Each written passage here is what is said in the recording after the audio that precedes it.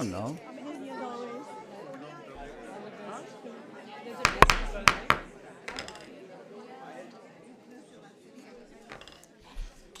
Good evening, Saito residents and the member of our community. I'd like to call to order the Monday, November 4th, 2024, 7 p.m. City Council and Success Agency special meeting. The invocation will be led by Cindy Nava, acting city clerk, and the pledge will be led by Troop 394. Madam Clerk. Please rise and bow your heads in prayer.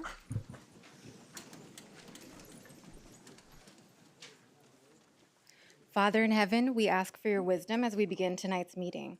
Please guide our city's leaders in their discussion and decisions and continue to bless our community.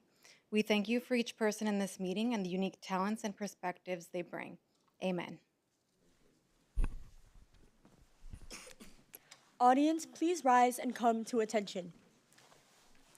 Color Guard, advance. Where's our flag go?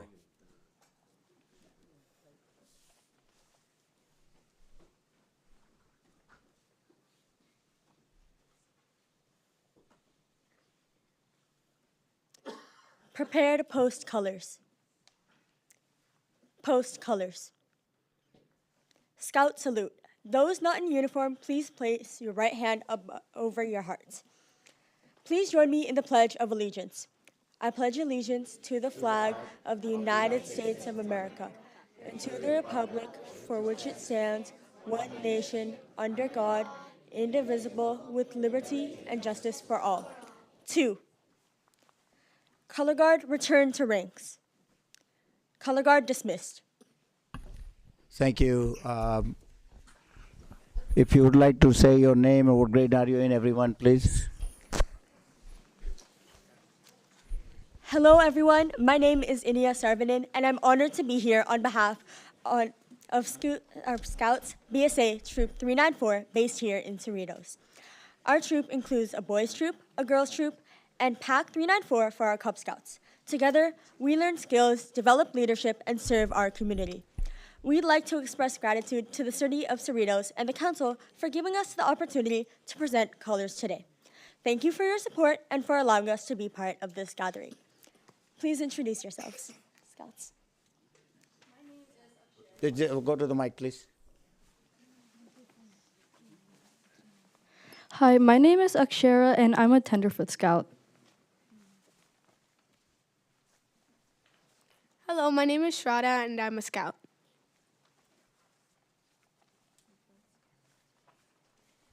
Hello, my name is Pranavi Samatham, and I'm a Life Scout. Hi, my name is Venetia, and I'm a Arrow of Light Scout. Hi, my name is Aradhana, and I'm a Bear Scout. Hi, my name is Drew, and I'm a Wolf Scout. Hi, my name is Prahas, and I'm a Wolf Cub Scout. Hi, my name is Meghana, and I'm a Bear Cub Scout. Hi, my name is Kavya, and I'm a Bear Scout. Hello, my name is Aditi Kasula, and I'm a First Class Scout. Hi, my name is Nakshatra Bonda, and I'm a Second Class Scout. Hi, my name is Sohava Kohli, and I'm a Tenderfoot Scout. Thank you all. Thank you. Beautiful, beautiful. Thank you.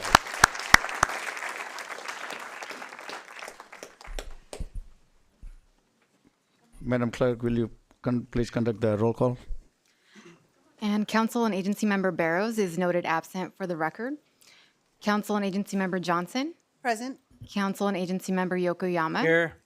Mayor Pro Tem and Vice Chair Vo. Present. Mayor and Chair Solanki. Present, and I'd like to excuse Mayor Barrows, Councilman Barrows due to his health, cold tonight. I'll second that. Okay. And we have a motion on the floor by Mayor Solanki, seconded by Mayor Pro Tem Vo, to excuse Councilmember Barrows from tonight's meeting. And the motion passes on a vote of 4-0. Thank you. We have no presentation this evening. The next item is 5B. City Manager, do we have reports on this item? Yes, thank you, Mayor. Members of the City Council, the item 5B will be presented by Acting City Clerk Cindy Nava. Thank you, Mr. Lopez. Good evening, Honorable Mayor and members of the City Council. As part of our voter outreach efforts, we will continue to provide brief updates at City Council meetings on the Tuesday, March 4, 2025 Cerritos General Municipal Election. Tonight's update will include information on the March election and tomorrow's general election. If you would please direct your attention to the screen, we will start with the Cerritos General Municipal Election. In March, Cerritos voters may cast their ballots for 3 members of the City Council and 2 charter amendment ballot measures. Measure J, if approved by the voters, would set in the city charter the date of the city's general municipal election to the current date, which is the first Tuesday after the first Monday of March in each odd-numbered year. Starting with the 2027 election, councilmember terms would begin on the second Wednesday of April. The mayoral transition date would also be set in the charter as the second Wednesday of April. Measure K relates to a comprehensive charter cleanup, which, if approved by the voters, would modify the city's charter to comply with superseding laws and regulations, correct grammatical, punctuation, and spelling errors, and provide clarification of the city treasurer position, separating it from the city clerk position and providing for city treasurer appointment by the city manager. The impartial analyses and arguments filed by the deadline for and against each measure are available on the city's website at cerritos.gov/election 2025.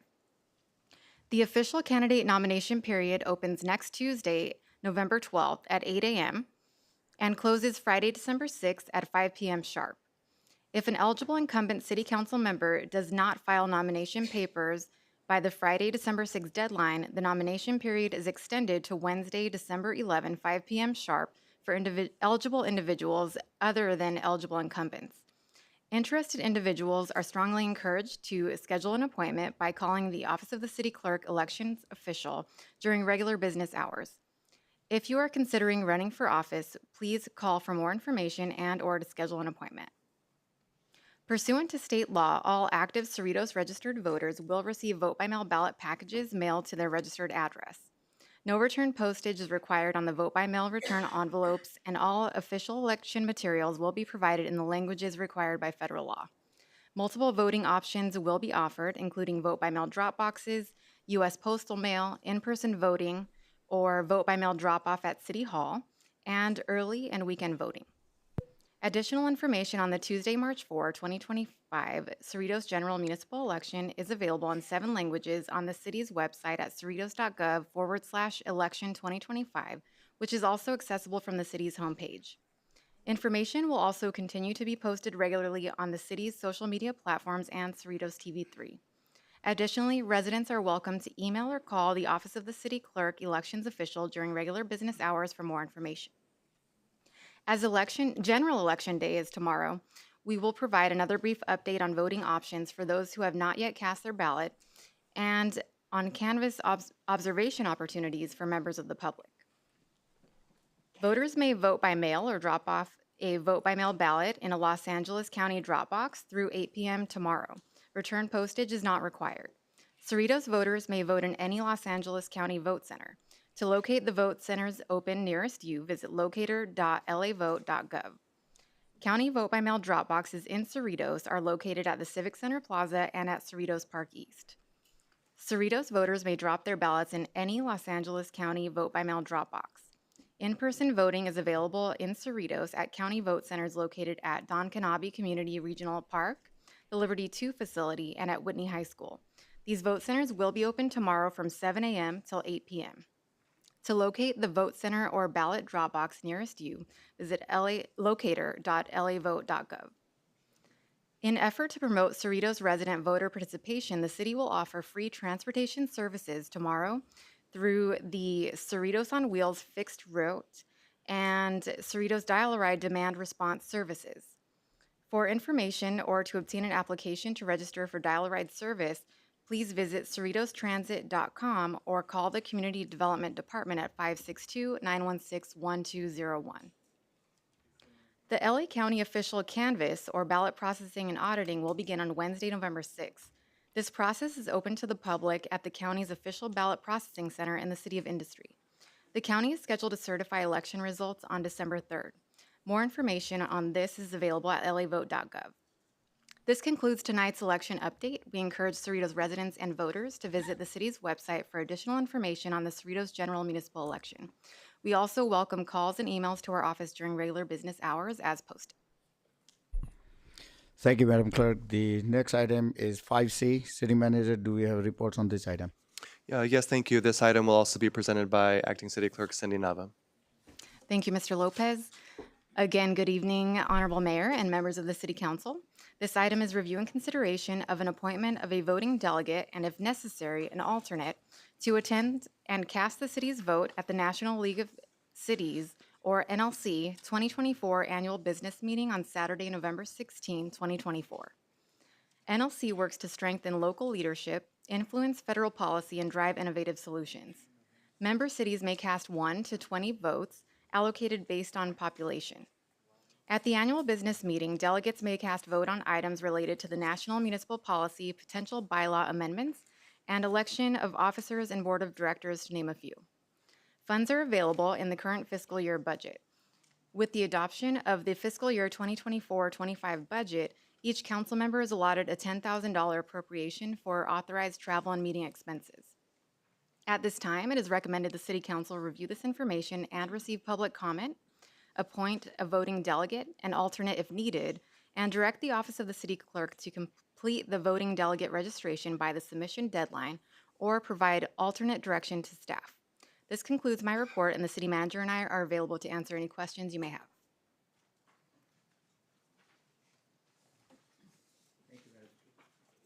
Thank you, Madam Clerk. Do we have any questions from the council? Okay. I will now open the public comments on this item. If anybody would like to speak on this item. Seeing none, I'll close the public comments and bring it back to the council for the action. Who is attending the NLC? Mr. Mayor, I'd like to make a nomination for the voting delegate, Okay. Frank Yokoyama. Okay. I'll second that. Okay. Frank, you attending, correct? Yes, I'm scheduled to attend, yes. Great, thank you. All right, we have motion and second. And a motion was made by Councilmember Johnson and seconded by Mayor Pro Tem Bo to appoint Councilmember Yokoyama as the voting delegate and direct the City Clerk to process the registration for the delegate. And the motion passes on a vote of 4-0. Okay, Thank you. Next item is the public comments, item 6. Thank you for your attendance at tonight's meeting. State law and our local rules do not support the use of profanity, hateful speech, or conduct that disturbs the conduct of this city business meeting. If necessary, I will issue an initial warning and call for a recess to restore the order. After that, the chambers may be cleared if a disturbance continue. Before we open public comments under item 6, I will call upon the acting city clerk to provide additional information concerning public comments. Thank you, Mayor. The following comments pertain to all public comment periods on tonight's agenda. The mayor will open public comments at the appropriate times on the agenda. Please be prepared to approach the podium and begin your comments at the time you are called. Public comments should be directed to the City Council and made only from the podium during your turn. Please respect each speaker and refrain from any disruptive behavior or speech during their comment time. Public comments will be limited to 3 minutes per speaker. Agenda item 6 public comments should be limited to items on the consent calendar, closed session, and items not listed on the agenda but that are within the subject matter jurisdiction of the legislative body. Prior to the meeting, the City Council received full text, unredacted copies of the 2 written comments submitted for item 6. Requests for copies of written comments can be made to the Office of the City Clerk during regular business hours. This concludes the public comment information, and the meeting is now returned to the mayor to open public comments under item 6.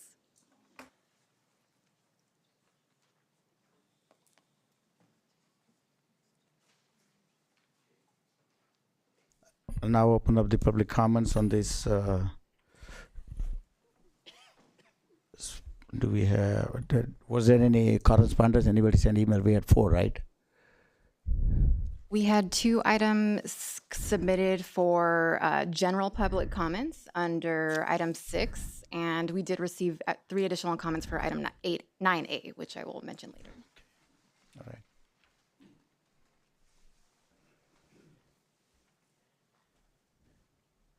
Okay, first speaker I have is Jignesh Mehta.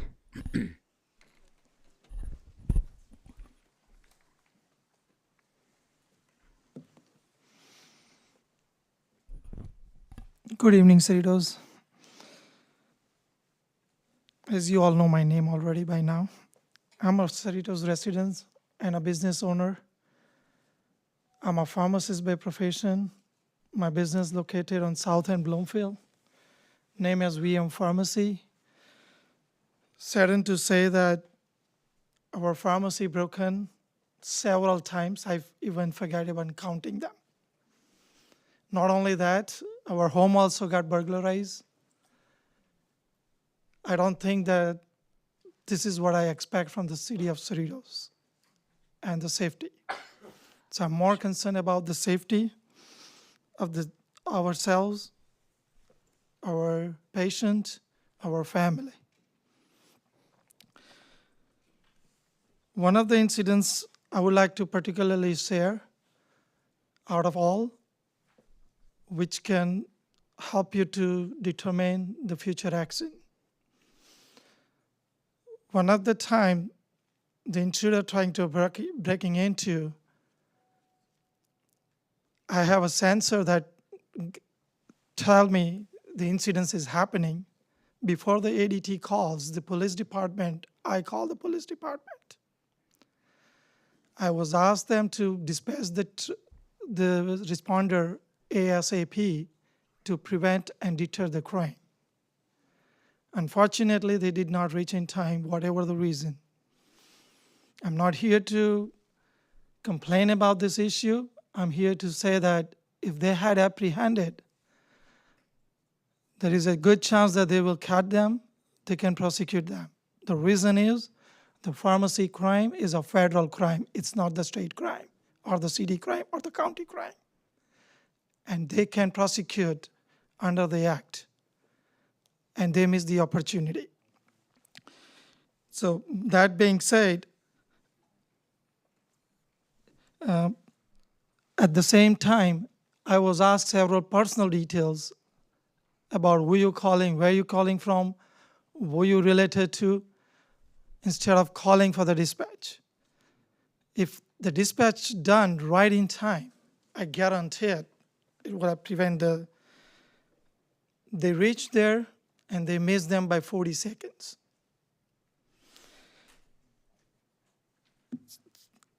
I'm sure that here in this room, and those who are not present, they had similar kind of a situation happen. We are here to stop them, prevent them, deter them, bring them to the justice. And that's what I'm here to speak about. I also asked the city to create the victim. Excuse me, hold on. What happened to our timing? Mayor, we seem to be having a small malfunction at this time, but we are keeping time on our Okay, phones thank right you. now. Go ahead. We asked the city to ask the county that we get the service from as a sheriff department and ask them that either they bring the crime down, whatever the necessary steps they need to take, or give us back 20% back for not doing the job right.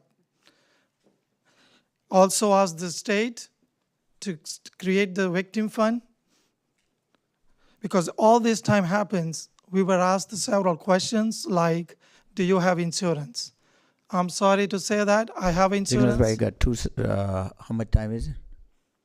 It's past 3 minutes. So everyone gets 3 minutes. You want to wrap it up pretty fast?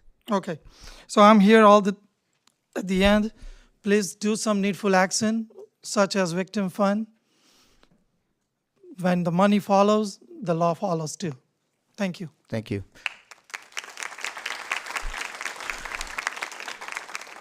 Amit Desai.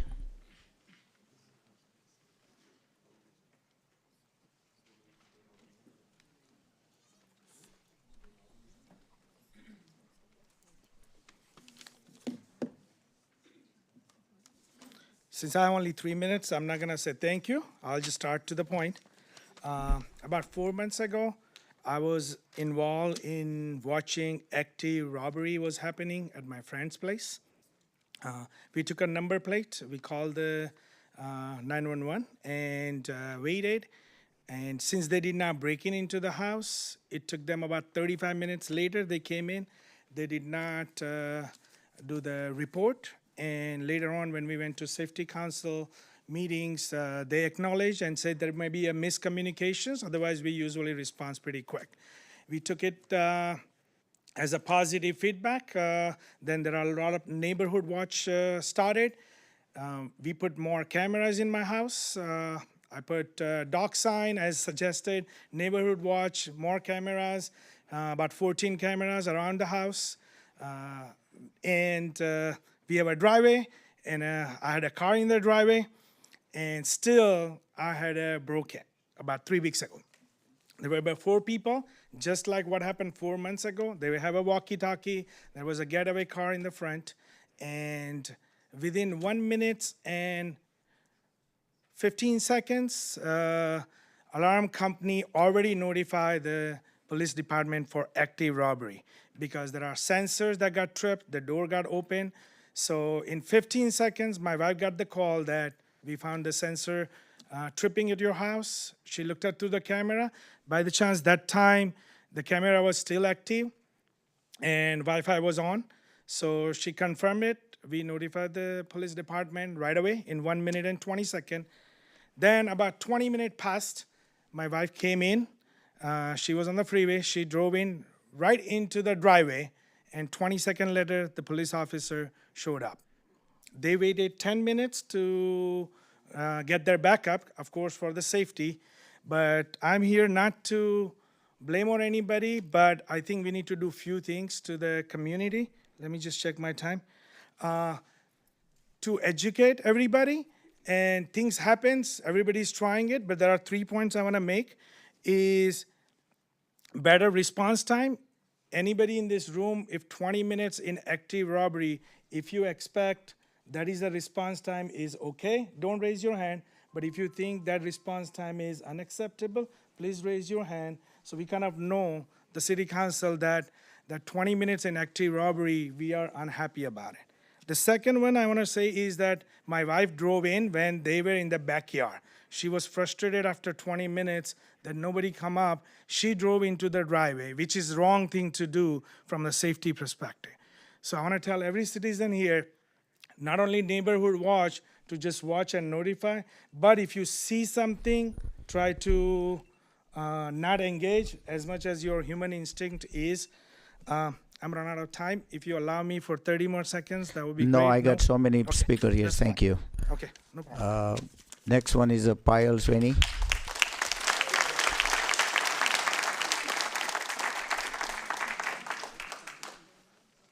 Good evening, council members. Thank you for this opportunity. And I just want to bring to the attention the feeling of discrimination that South Asian families in Cerritos are experiencing, and the lack of response that we are experiencing after the robbery. The protocols are not being followed, the fingerprints are not taken in time, and these are not one family complaints, but it is one after the other. Many families are complaining it. And the experience that we received in the safety committee where we went, just like how you see so many South Asian families sitting here, the experience that we received that evening was that it was almost similar to victim blaming. We felt that we were blamed to be who we are. The way our houses look, the way we look, the way we dress up, and that's why we are to be blamed to be targeted for the robberies, for the invasion of our property, for the invasion of our houses. So I really, really request and encourage the council and Mr. Mayor to please look into it keenly, because this is not one, but multiple incidences. And the confidence of the community is going down. and we need to take some action ASAP. That's my request.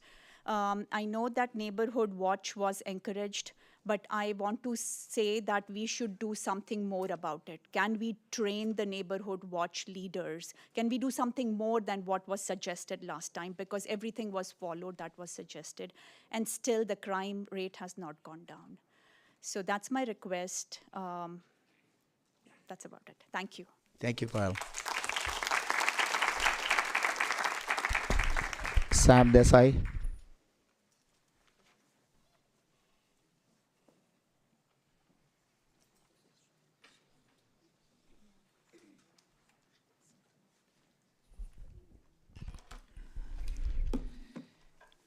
Good evening, Mayor Solanki, Pro Tem Mayor Changwo, Council Member Linda Johnson, Council Member Frank Yokoyama, City staff, my friends.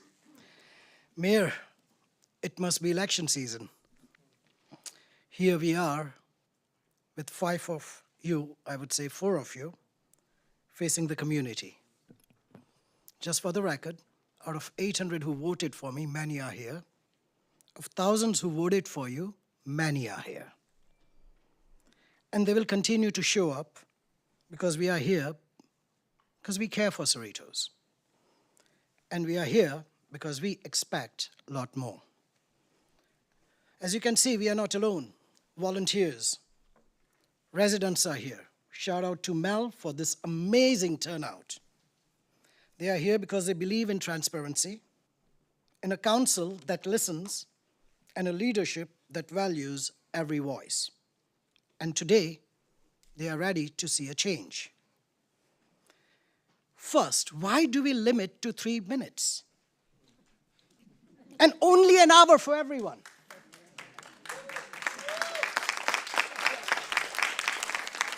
Mayor, it was your wish and this council's wish that it become acceptable to restrict the voices of very people who live, work, and invest in our Cerritos. Mayor, there was a time when residents could engage openly and this hall would be open until 2 o'clock until you guys listened. And that is why I'm making a public appeal to every resident who is a registered voter in Cerritos to consider running. On November 12th, the nomination paper opens. You guys are not alone because we do need new leadership. Leaders who will restore open communication, transparency, and genuine engagement with city residents.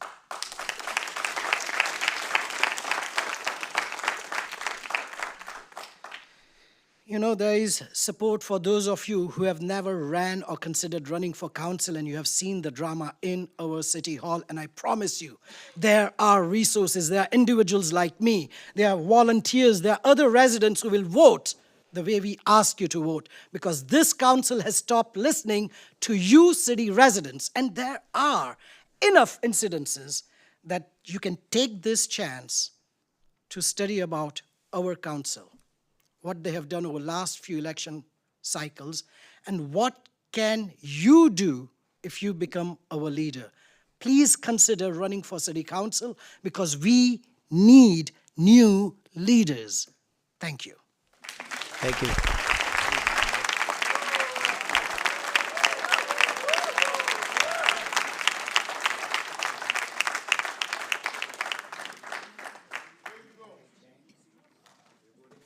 Jinkai Chang. Right, good evening, Honorable Mayor and council members, also my fellow citizens. I'm a 27 years, more than 20 years, 27 years resident of Cerritos. I raised three great children. Cerritos has been a great city for me for all those years, until my house was burglarized, right? And in the afternoon. And they took away the file cabinets, all the memories for my children, all gone. Okay, I filed police reports, and I gave the suspects pictures from surveillance camera video, and also called the detective assigned to it, and I didn't get very positive response. They said, oh, it's just very hard to catch the suspect. And about a year or so later, my wife's car on the driveway at 4:20 a.m. I was woke up by loud noise, and two person and tried cut the converter. And I confronted them from the balcony, fortunately not to confront them face to face. And they immediately put the converter, okay, SUV, drove away. Several months later, my neighbor across the street, his converter also gets cut. All right, so that's the background. So I know the law enforcement officer, they risk their life to protect the life of citizens. I have a lot of respect for them. So I kindly ask the council, okay, do something about the crime. We don't ask for anything else. We want a peaceful life, to be a good citizen, to pay our tax. So I ask the council to budget enough resources for the law enforcement to enforce the law, and so we as citizens can have a peaceful and life and return the city to the great it used to be. Right? Thank you so much for the opportunity. Thank you. Ernie Nishi.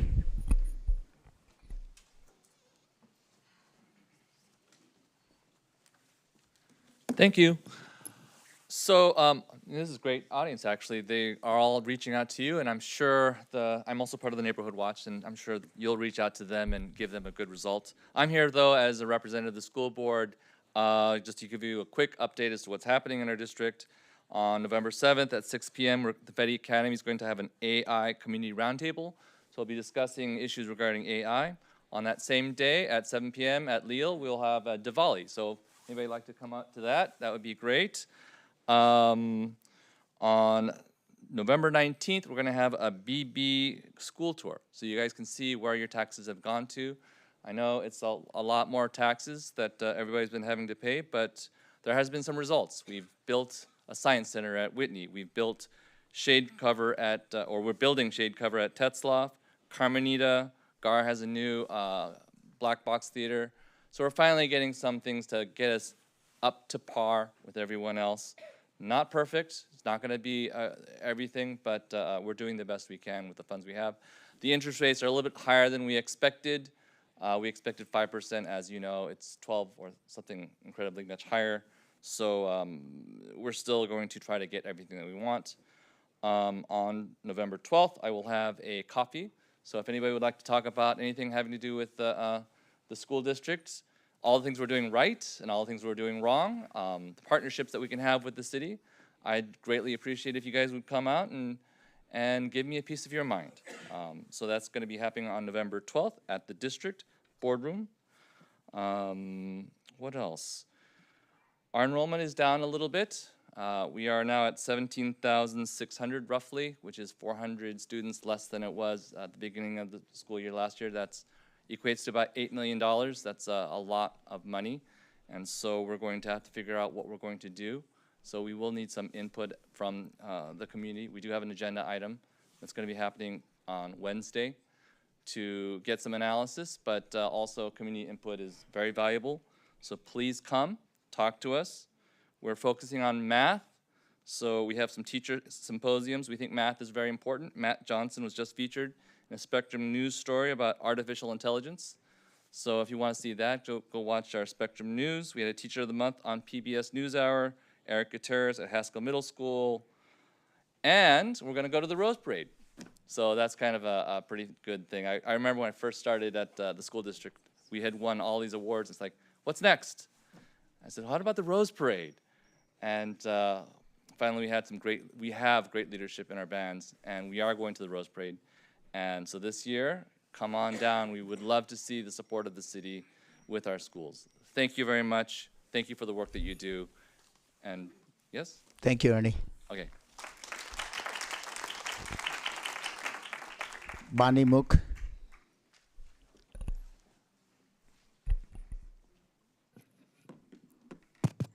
Good evening, everybody. Today I come with a message of collaboration. I come with a message of peace and allegiance. It's not us and them, we are all in this together. Doesn't matter, we all know the entire country is going through the crisis of crimes. And definitely when the crisis of crime is there, there is limited resources. What can we do in this situation? Today, I stand before all of you not to talk about my issues, but to represent the entire room, all the residents of City of Cerritos, and the citizens and the residents of America. We are under a crisis. The high rise in crime is impacting all cities, including Cerritos. We had a few near misses in our home, but when I've seen my neighbors, their house has been burglarized. No matter what time of the day it is, the crimes are no longer limited to nighttime. It can be daytime, it can be morning time. The timings are no longer limited. The type of crimes are no longer limited. The robbers are highly technical. They are even shutting down the power, so none of the cameras or security system can work. So no matter how better equipped, how technologically advanced we are equipped to our house, the robbers are a step ahead of us. In this crisis, on behalf of all the residents of Cerritos, I request the City Council and all the members and residents here to think collaboratively, creatively, to see if there is any possible situation that can be handled. Definitely come up with a mitigation plan. The internet is full of the crimes that has happened in the city of Cerritos, so I'm not gonna go over any particular crimes at this time. Whether it is response time, whether it is the time of the burglaries, whether it is the house being broken, whether the cars had been vandalized, we all have suffered directly and indirectly. And it could be any of us in this room who could be next. So let's take some action, work on some mitigation plan, and my request to the City Council is if you guys can help us, what would be your next immediate action item and mitigation steps in order to resolve and mitigate some of these challenges with high crime rates in the city of Cerritos. I really appreciate it. My name is Bani Mukherjee. I have a news channel called SoCal Channel, so we keep very close tabs with respect to communities, and we are here to empower and elevate the community. Thank you so much.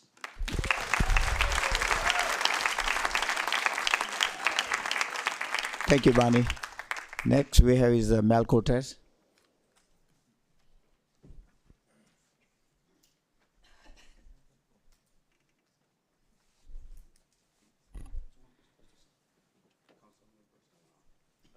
City Manager.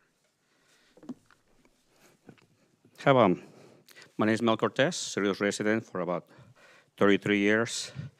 Have a packet for all of you. First picture, you'll get in it right now. People back here, you can see it.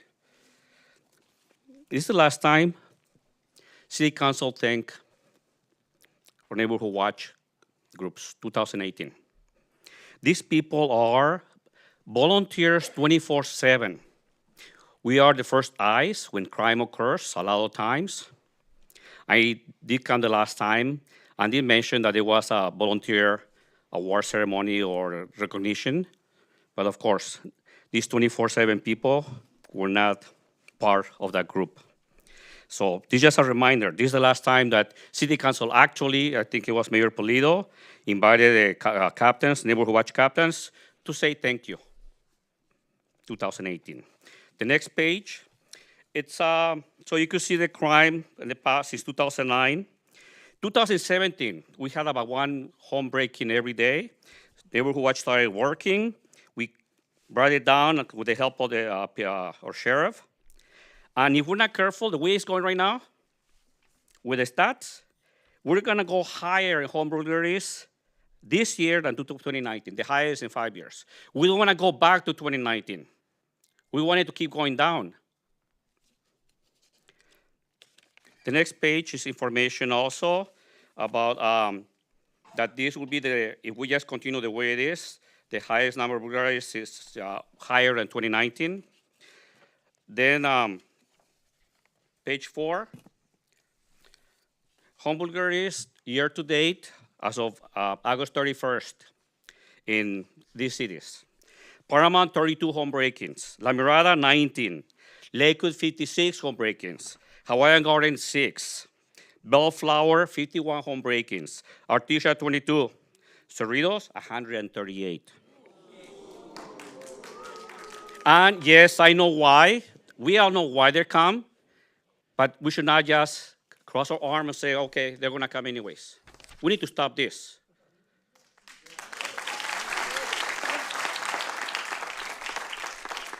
And I did a survey on social media. Now, over 100 people responded. But from those people, 58% of the participants have been affected by crime. Some of them because it was their home, some of them because it was near their house, on the street, next block, or because it happened to a family member. These are all Cerritos. So we're all affected. The last page, I've been working on this map for a while. These are neighborhood watch zones. Mr. Solanki, you're on area 2 on the left side. 2 home break-ins, August, September, October in your area. Councilmember Vo, area 53, 4 home break-ins in your area, August, September, October. Mr. Boros is not here. Area 45, 4 home break-ins in his area. Ms. Johnson, I don't have the number of your area here, but I believe it's 2 home break-ins in your area. And I'm not sure where Councilmember Yokoyama lives, but I think it was 2 also. So if you see what I want right here, the Safety Council, City Committee, in May, we asked to see if we could bring something for the agenda so we could have private security.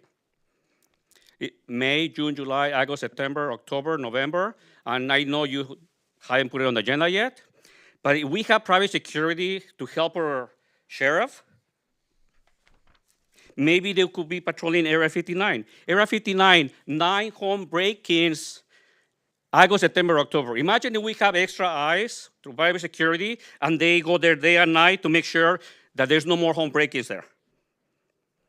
That's how we could use it. So we need, I know we cannot hire extra deputies because Mel, the county. Your time is up, Mel. Thank you, but we need help. We can just say we're not gonna do anything or it's too expensive. We got money. Thank you.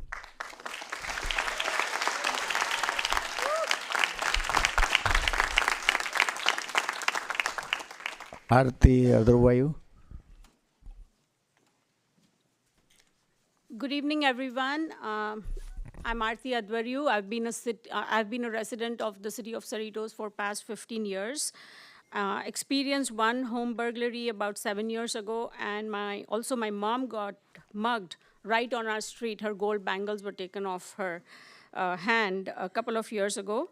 But I came here with a few questions. One of the questions I have is that, yes, we have elevated as the resident community, we have elevated our game.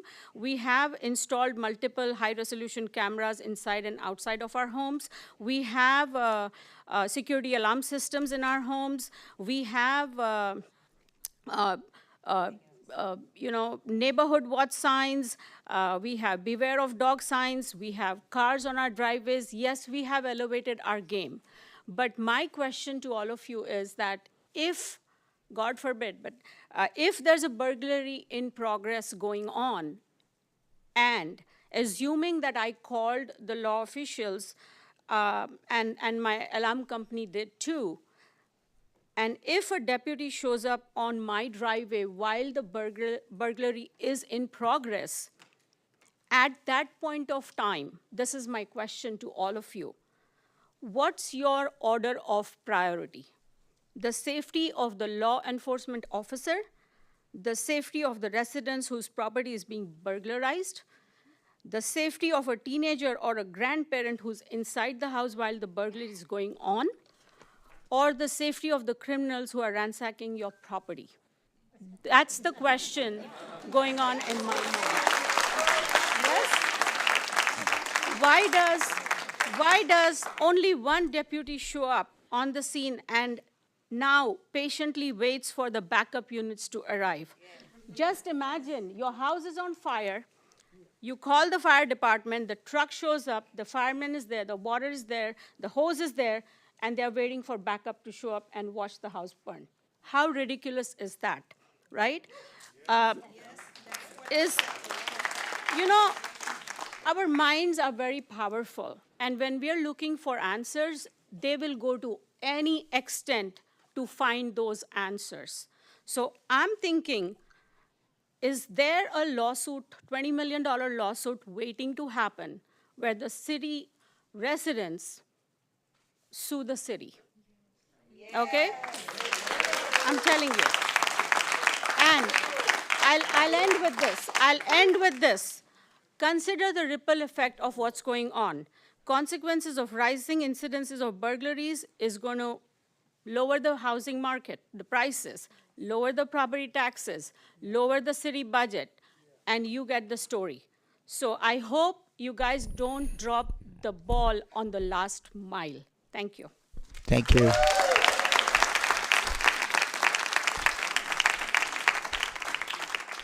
Angie Coleman.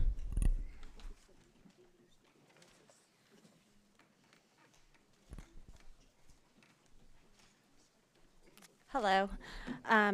I've been a resident of the city of Cerritos for 22 years. Less than a couple of weeks ago, actually, my mom's home, which is across the other side of town, got broken into. What's so crazy is because she doesn't really live there much. She has another home. The house was open, wide open for 2 full nights. And what I think is ironic, and nobody reported anything, it was just we went to check on the house just because we do every few days. We found that the front door was wide open, the backyard door was completely shattered, and that's when we called 911. What's so crazy about that is we would get, my daughter got a ticket for forgetting to put her parking permit in front of our house. Yeah, how ironic it is that our house is broken into and everything is like wide open with nobody to look or pay attention, that it's wide open. We have footage of camera of the burglary happening. They took a safe, luckily it was empty, but that's not the issue. The issue is like, for as long as I've lived in the city of Cerritos and I got married and moved to the other side of town of Cerritos, that I don't feel safe. I took the trash out the other day and I saw a car coming and I freaked out and I ran inside and I shut the garage door because I don't know, what if this is somebody that's gonna, try to come and burglarize us or Lord knows what. And truly for the first time, I feel very unsafe in this city where I've always lived here, I've always felt safe. And just to read the statistics that I know fellow citizens read of that the burglaries are on the rise. There is now 322 from, I believe, a little over 200 from last year. And I want to know what has being done to resolve this issue. Also, what is being done to improve the number of cases solved or reduce to deter these burglars altogether. Because we all deserve to feel safe in our city, and that seems to be a rising issue, and would really appreciate that we would, have more attention to the issue so that we all feel safe again in our city. Thank you.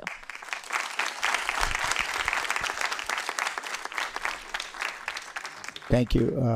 Sunil Gohil.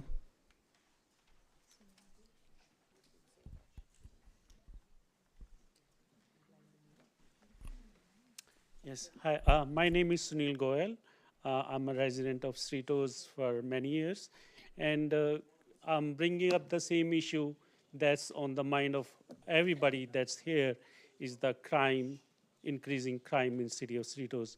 My house was almost broken into, and I called the 911, and again, the response time of the police was very slow. When they came, they did not want to write the report because the burglars were not able to break into my house. But my wife was home and my car was parked in the driveway. I have security cameras. I have a sign, beware of dog. I had everything that I could to make my home safe. And, imagine if they entered the house and, somebody's inside the house, does it take that somebody to get hurt for city to take action? So for the safety of the residents and the peace of mind, I urge city council to take some action because that's what we expect of you. That's why we chose you, and that's what we want to see, what action are you taking. Thank you. Mayor, can I ask a question real quick? Excuse me. Sunil? Sunil, I have a question for you. When the sheriff's deputy showed up to your house, how long were they there to speak to you and then left without a report? They were there for a long time, 10, 15 minutes. Okay. We were talking. Thank you. Thank you. Thank you. Lee Cole?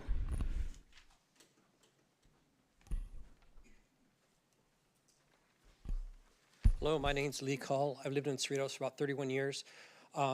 In the one section I live at, been 11 years. There's been approximately, it was over 20 that I counted burglaries in that neighborhood. In the last 6 months, there were another 9. So there's over, if I've only counted now over 30, if that was all of Cerritos, that would be no problem. But if it's in a small area, statistically, that's not a good thing. Okay, so I guess what most people are really getting to, at least I know the neighborhood watches that I belong to also are getting, is that if you have a dog, you have an alarm system, you have light system, you have, what do you call it, your car's out front, everything's locked, and that's the best we can do. And over here, back in 1989, Supreme Court ruled that police have no specific obligation to protect. So in other words, qualified immunity goes to the cop. If he doesn't show up because he doesn't want to get shot at, well, that's a department problem, but he's not obligated to protect us. So that means that if they have a 20-minute response time, an hour response time, and we're not, that's the best they can do, and this is the best we can do, there's a gray area in between. So what that brings up is, one, if we go ahead and hire private security, we want it to come out of your pocket, okay? If we have to go ahead and take able-bodied people to go to 832 PC course, laws of arrest, search, and seizure to become security guards, we may have to go that route. That means, do we go to the next level, which is, do we go ahead and get hoods, baseball bat, walkie-talkie, sit on the corner, and take care of it that way, which then we're liable for, not the bad guy. So we're wondering which way we need to go with this, because if you can't reallocate resources in this city to one area that's getting hit really hard, Area 59, we're between Bloomfield and Shoemaker and Artesia and 166. We're getting really hit hard. I've been to the neighborhood watch meeting, and what happened was we were supposed to have an officer show up. He didn't show up. And now just recently, we just had a burglary in that neighborhood, a few houses down from that. Okay, and so we went ahead and we went to this, that was that. Then we went to the safety meeting, and one of the people there that was in authority was going to stay there and answer questions at the end, but at the end said couldn't stay because they had no obligation. So what I mean is that it permeates the thought pattern. Will this stuff go away or not? If it is, we write it out, but that's not the case. We want to know what we can do or what you're going to do to allocate resources to take care of this in this neighborhood until it goes away, and then go back to whatever they do. But in the meantime, I'm in debt for $8,300 that was stolen from my house. My other house had a car broken into twice and the garage door broken once. So getting a little bit wondering if you can't do it and we're up to the limit, what are we doing next? What's next? What's that middle gray area? Who's going to handle it? Thank you very much. Thank you, Lou.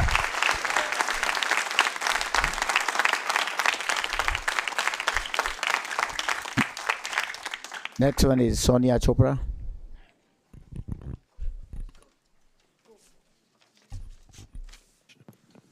Good evening, council members. My name is Sonia Chopra, and I'm here to address the same sentiments that have been echoed already multiple times. So I'm going to get straight to the point with a key request for the city. So first, we ask for improved response times from the sheriff. This has again been brought up. So 20 minutes for a live burglary response is far too long in critical situations. Second, we need a cost and service comparison between the local police department versus our current sheriff contracts. Nearby cities like Cypress, Fullerton, and Irvine spend somewhere around $583 to $678 per resident on public safety, while Cerritos spends $1,727 per resident, yet still has the highest property crime rate. We must ensure our resources are used efficiently. Third, we urge the city to explore options like private security, drones, and automated license plate reader cameras to enhance surveillance and deter crime. Additionally, we can work together on several initiatives to strengthen our community's safety. Some of them are host monthly safety workshops on personal security, home protection, crime prevention, so the residents feel comfortable, they understand exactly what needs to be done. Develop a neighborhood alert system for real-time updates on suspicious activity. As Mel said, these are the residents, so many eyes, and we're here to help, but that had to be led, the whole leadership, this is you guys, the experts, the Security Council. You guys need to lead us, and we're here to work with you. So we need those, we're asking for those initiatives to come from you all. Encourage community patrols with trained volunteers and certificates for high school students. We have youth, we have high school students that we can engage, or citizens who want to register for those. Provide safety resource material. Maybe organize Meet Your Officer events to build that trust. As we can see, that's lacking right now. Improve lighting in high-risk areas and launch a maybe safety home program. So these are just some of the things that I, as a citizen, and I'm no expert of safety and security, can come up and think of because we're all hurting here. So I'm sure the City Council can come up with much better leadership and initiatives, and we're here to support you guys. Thank you. Sonia.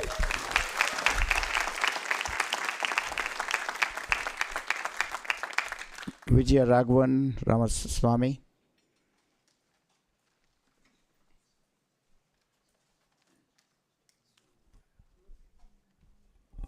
Thank you, everyone. I think I'm in the long list of speakers that speak on the safety issue here. My home was burglarized the end of 2023. I accepted that as a chance that it is going to happen.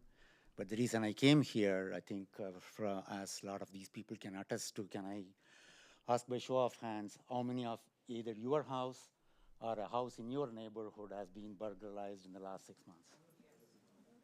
So that's like 100% here. And that's what I've been seeing in my neighborhood. Number one, the amount of burglaries and attempted burglaries are increasing. So like as somebody said, we have upped our game. We see what the burglars are doing in the cameras. They come in first, switch off the camera, switch off the power. I think we all know, Amazon knows more about us than we know about ourselves. But now I think the burglars know more about my house than I know. So they are staking out the neighborhood. And they have also become increasingly brazen, as somebody has observed, that they are start burglarizing during the day when there are residents in the house. That I think puts a lot of us on danger, and it's not going to stop at burglary. And I think a lot of these people that are here, young adults, teenagers, parents, they're all going to be at increased risk. So I think we all recognize, including you, and I think you are here to serve the city, and all of us are here to support you. I'm sure some of the great ideas that have been placed. And for us to improve, I think we have to measure first. And I think people have said that the response time needs to increase. And I looked at the city reports. We had tracked how many burglaries have happened. There is no tracking of what the response time was. Maybe we need to start tracking the response time and report, right? This is the number of burglaries. This is when the residents were called. And this was the response time. And how about resolution? Like if there are 400 burglaries, how many we have apprehended? How many of the criminals have been apprehended? Right? Maybe we need to start reporting that as well.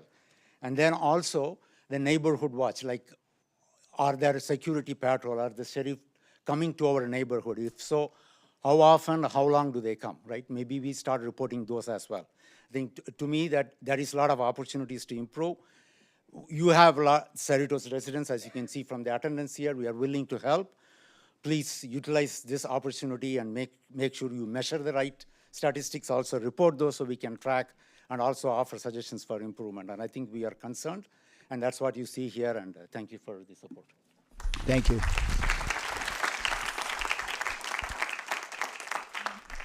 Bin Tang.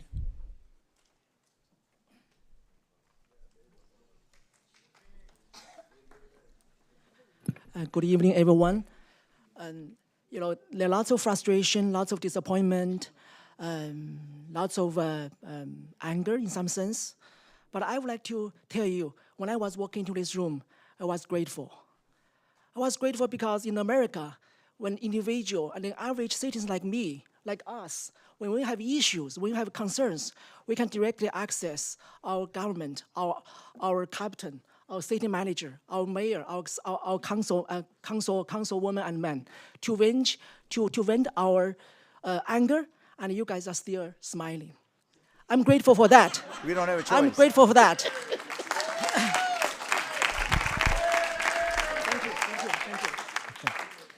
As you can see from my broken English, I'm a first-generation immigrant. Before I came to this country, I thought the only thing that is inevitable is death. After I came to this country, I learned that besides death, taxes are also inevitable, which I happily buy it because, I happily pay tax. I'm calculating my final days cautiously because I have no way to avoid them, right? I have no way to avoid my debts, my taxes. But now those burglars, they came to our city, vandalizing one house after another, burglarizing one house after another, and violating our basic right of living one after another. I don't know, is this America? Is this what I come to this country for? Is this serious? I don't know. But I'm grateful. I'm grateful to all of us. I'm grateful for all this, the policy and the freedom, the liberty, and we can all voice our concerns. I'm very grateful. Thank you very much. Thank you, Ben.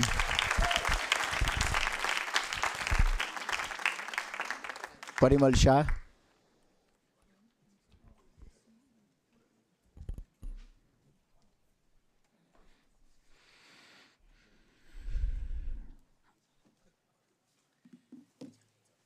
My name is Parimal Shah. Been a long resident of Cerritos. Okay, so I think everybody is talking about response time, protection time, everything, camera, extra security, all the stuff. However, do we know that the county and a state law, even if you're caught, they have $0 bail. So tomorrow they will come back and do it again. So that's what all the residents here, I think not putting the time. You got to speak on the speaker. In the what, make the what. Voice you need to heard in the state and a county level. City can do whatever they can do it. However, this the biggest thing is the county right now. They have the $0 bail. If you caught, they'll come next street again and doing again. That's the reality. So that is the biggest concern. What we have, that's what not looking everybody. And that's what I suggest, even right now in the ballot, there's Prop 33. Everybody's talking property value? 36, not 33. 36. 36, the rent control. Oh, no, that's 33. No. 36. You were going in some direction. We all thought you were going, but apparently you know where you're going. Okay. So you go ahead and speak about 33. Rent control, even that in these, people don't vote. People talk about everything. They want everything. They want to hear the voice. However, they're not putting the vote in the ballot. That's the reality. People do not vote. They do not hear, and they want to complain. I'm really hearing all this frustration. I understand. But however, you need to hear the voice loudly by voting. I know city can do whatever they can do it. You putting all the efforts. But again, we need to hear on the county and the state level. You can hear, look at the law, all the laws is already there. They don't prosecute. That's the problem. Thank you. Thank you. Parimal, it is a Proposition 36 for the crime. I know. Raj Shah.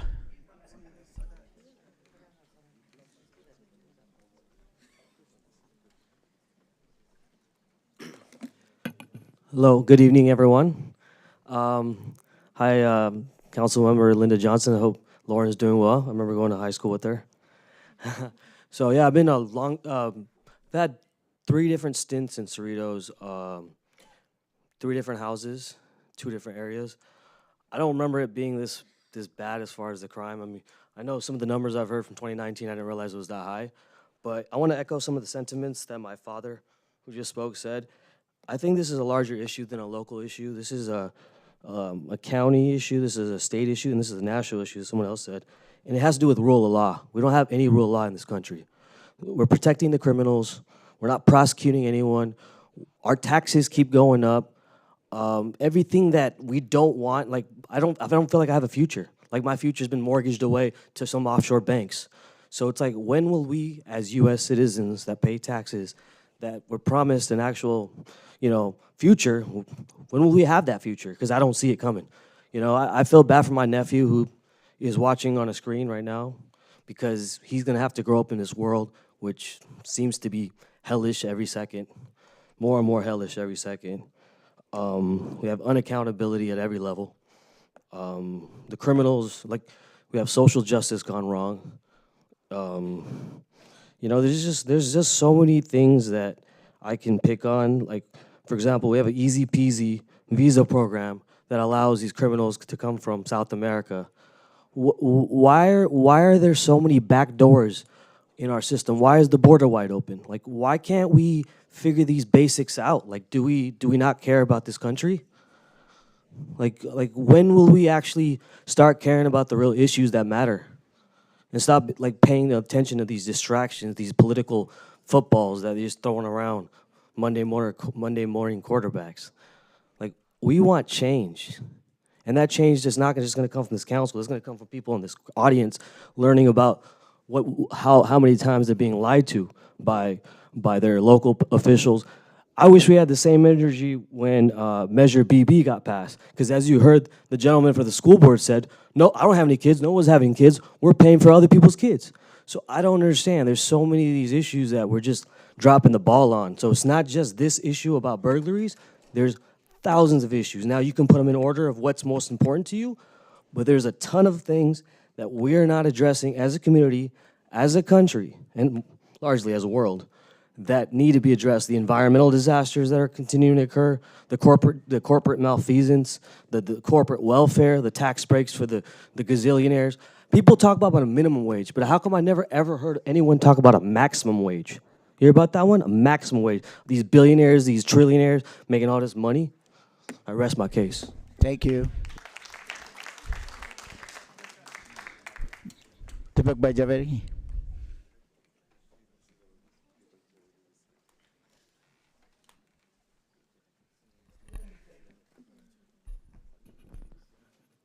Honorable Mayor and respected members of the council. I'm a resident of this city since 30 plus years, and I came to the city, like most of you did, just for one main reason. I found that city of Cerritos is one of the safest cities. But today, it's not so. It's unfortunate. The main reason, we have heard a lot of stories, I'm not going to go into the stories, but the main reason we find is the response time. Response time. Response time. Yes, we do have neighborhood watch. We have volunteers on patrol, but all that is not adequate. We need more patrolling. How many times have we seen, guys, that the sheriffs, the cops are there patrolling our streets? We need more people. Just having the skylight is not adequate. I don't know how much that even is helping us. We are wasting money, I think, doing that, having patrolling twice every day. It is not adequate. We need more people, more sheriffs, more cops there patrolling. Also, our public safety number 3 goal on public safety, as per our strategic plan, is safety. Public safety is number 3. Have we met that? I ask you, council, have we met number 3 goal on our strategic plan? We have 30% increase in crimes from 2023 to 2024.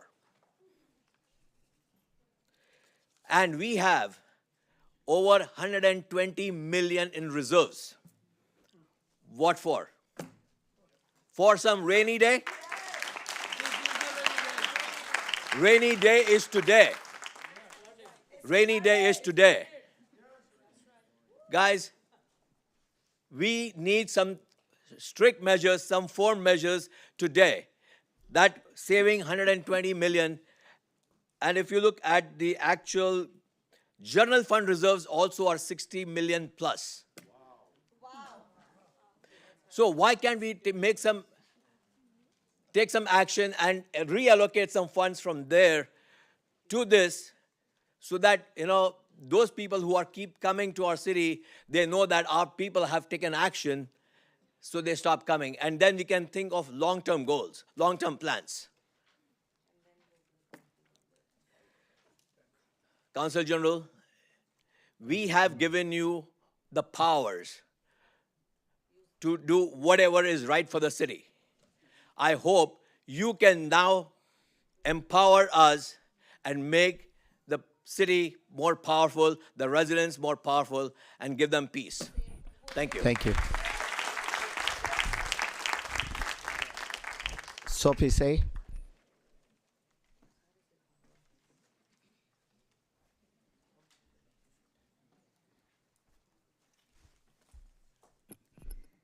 Good evening. My name is Sophia Zet. I'm resident of Cerritos almost 40 years now.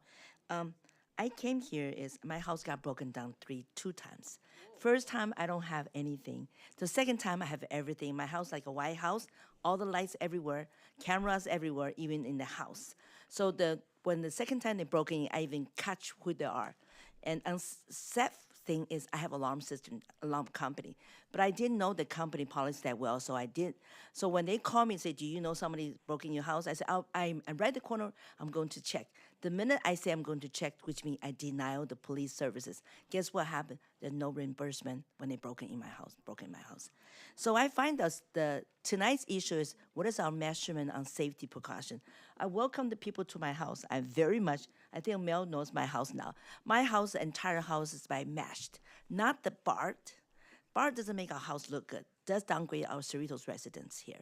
Make a house pay, eventually the values go down. So I had those so-called mesh, entire window and back door, patio, and everything. I don't go travel that much, but you know what? I feel much safe now because entire house is secure. Just my door, front door and back door is a 4 lock on.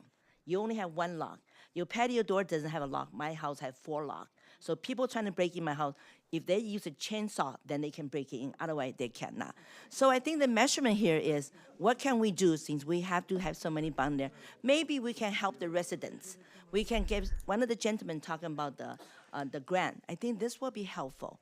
It does cost some money, but I can sleep at nighttime. If my house really hot, I can open my window. I'm safe because all my windows protect.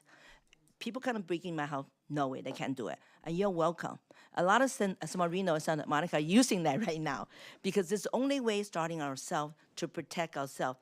The security, police, everything, you name it, I wrote it down the time they came to my house. They stay in the front, they're waiting for the backup for their safety. And then behind my back, you know what happened to my neighbor? After the second time they broke in my house, they went to the second time, they jumped out from my backyard to my neighbor's house. You know my neighbor did it? Quickly, he put a fence on top of the wall. That means if they come back again, they can't jump to the back. They only have to go up to my house. So I mean, they're gonna come back to my house again. So, so this time, I have my beautiful measurement there. And I welcome people come to my house to take a look. And hopefully the city eventually will come up with some grant to help the neighborhood. If there's a need, and they really feel they need something, they can apply for grant. That will help the neighborhood for safety, prevent the further. That's scary. My house, inside the house, has a camera. Come on, camera. You can't take shower, just walk out if you forget your clothes. You can't go walk around. It's sad. Thank you. I also want one more thing. Time is up. Sorry, Sophie. Case Wonderlinden.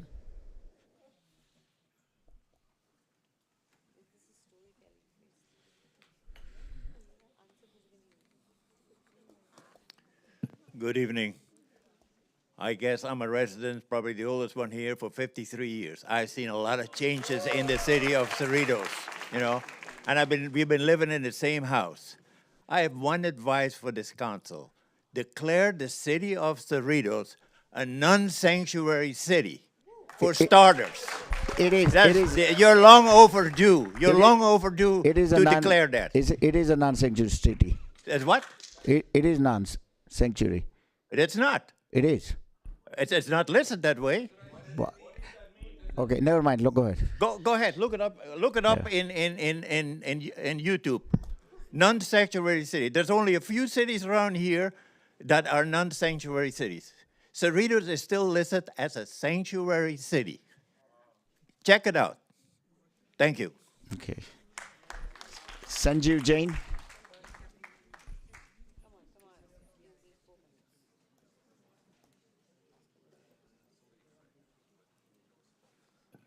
Hello, my name is Sanjeev Jain. I'm gonna look at you guys and speak in the mic, so don't address the audience. But I have been part of the Security Council, Safety Committee meetings, and had a pleasure to serve. And I think, like most of the fellows, already addressed the main points about we have so much surplus funds. We are short on the staff on the sheriff department because we kind of like depend on the Lakewood Police Department. If we need to give the extra help to the sheriff department, what is holding the council members to hire more police officers from the Los Angeles department and help them out and provide extra help? Because I saw a party happening. There's 4 police cars standing in front of the house. When there's a burglary happening, people don't have time to take the fingerprints. So we asked that, can you please take a fingerprints of the house? They said it's going to take 3 days for them to come to collect the fingerprints. So where do the person stay? Hotel? Because it's going to be your fingerprints and the crime fingerprints. Who's going to be the person waiting and collecting it? So there are lack of resources for the sheriff department. And I personally think like we kind of like blame them because they are the face in front of us when the thing's happening, but I think we need to provide them help. And I am held responsible to speak only for 3 minutes. What is the response time for sheriff department to show up when a call happens? Is there a limit on that too? 4 minutes, 5 minutes, 10 minutes, 15 minutes, 20 minutes, 30 minutes? What is the limit on that time? There's no limit.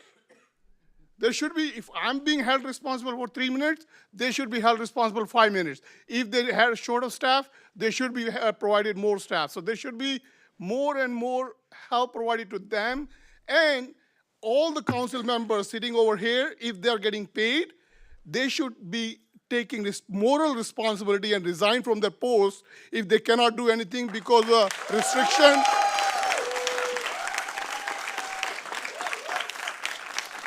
If you are taking any dollar for this job, you should be resigning from this post if you think the laws are restricting you and you cannot do anything. And then stand with me, take the flag, and march toward the state. I don't know. This is not a laughing matter, Mayor. You cannot laugh on these kind of serious matters. No, seriously. What do you think the council makes? How much do you think they will make? $1. Anything more than $1. Okay. Only $1. Everything counts. The point is, poor sheriff department, when they come to my house, everybody, they get the grunt up from everybody. They should not be held only responsible. You are. Thank you. Thank you.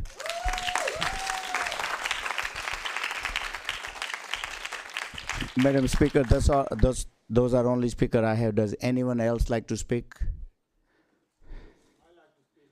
All right.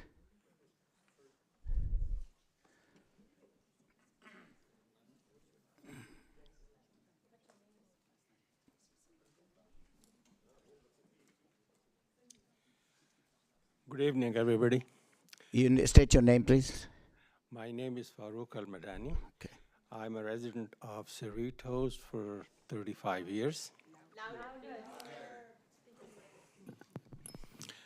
I'm not shouting, okay? You're fine. They're asking me to be louder. I'm a Cerritos resident for 35 years, and I had a near miss. I had a personal experience, but before going into that, I would like to present some suggestions. I don't want to, because suggestions are more important than my experience. Like Ms. Sonia Chopra said that she is not a safety and security expert. I have been one. And I think that the suggestions that she came up were very good. You should ask her to come up again if you have not made notes of her suggestions.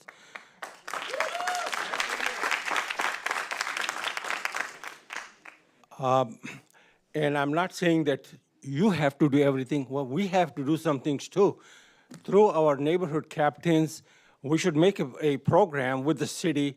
Through our neighborhood captains, we should make some arrangements to put the cameras at strategic positions. So those cameras, you said that would automatically read the number plates of cars coming into their streets. So we are willing to. I think our neighborhood people are willing to chip in, and city should match whatever we chip in, and city should be responsible for installing those cameras at strategic positions. So when something happens, we have some evidence. Okay. Now going into my experience, a guy came to my house, rang the bell, and then started knocking at the door. I was very busy, so it took me a couple of minutes to come out, and he was persistent. He told me that he was a big, stout guy, a young man. He said he was a student of Whitney High School, and he was going to Cerritos College and all that great things, and he wanted to sell me something, some coupons. And he said, I'm your neighbor. So which house do you live in? So he pointed to a house. I said, let's go to that house. He said, when we got there, he said, no, that house. So we went to that house. So on fourth house, he said, he admitted, yeah, he said, that's my house. I said, go in to the house so you could prove to me that this is your house. And he could not. Then he jumped the fence and ran away. And meanwhile, I was calling the police. So I'm not saying police did not show up. They did show up in 5 hours. And they did show up at the wrong address. Thank you. Your time is up, sir. So Thank yeah, you. time is up. I would urge you to do please a little more. No, not a little more, a lot more than just the time management. Thank you.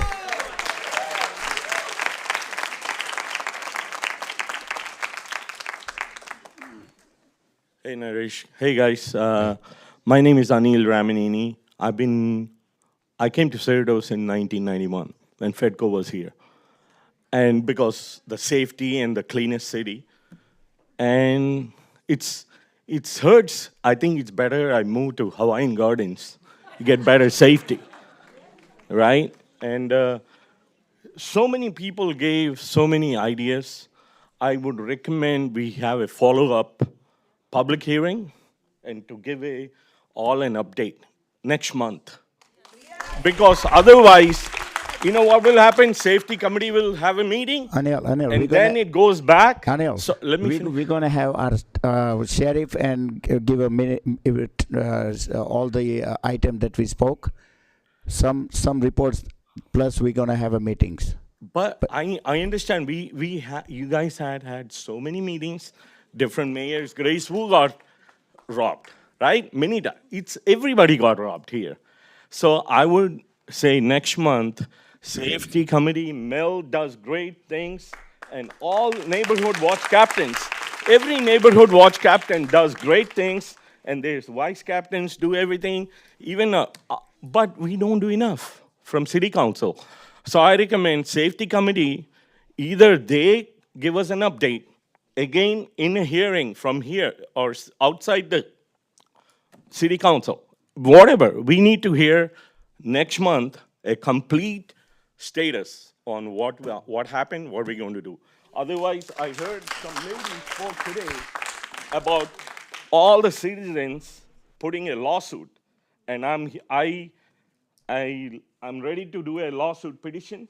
Let's do it. Yeah, Guys are ready, right? So really, we need to hear a comeback. You guys need to come back and tell us, please. Okay? Thank you. When can you, 1 month, please? Just give us a month. Is that after Thanksgiving?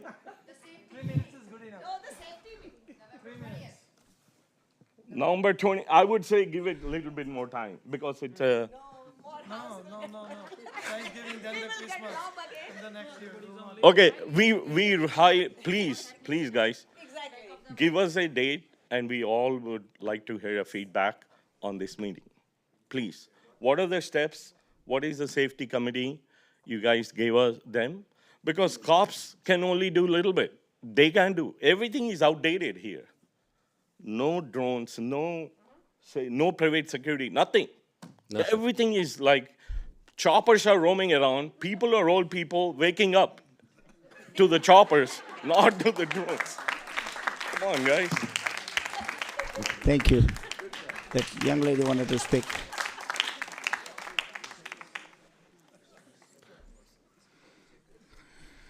Good evening, Mayor. I'm Ritu Gupta. Thank you for the opportunity to let me speak today.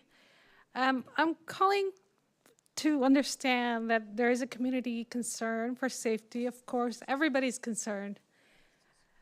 I know you have done a lot in the past to enforce the truck safety laws, and it has gone long ways to come and control the trucks. I'm not here to talk about the trucks today because I want to thank you for doing all you could to get rid of all the trucks on the streets. That was my main concern last time.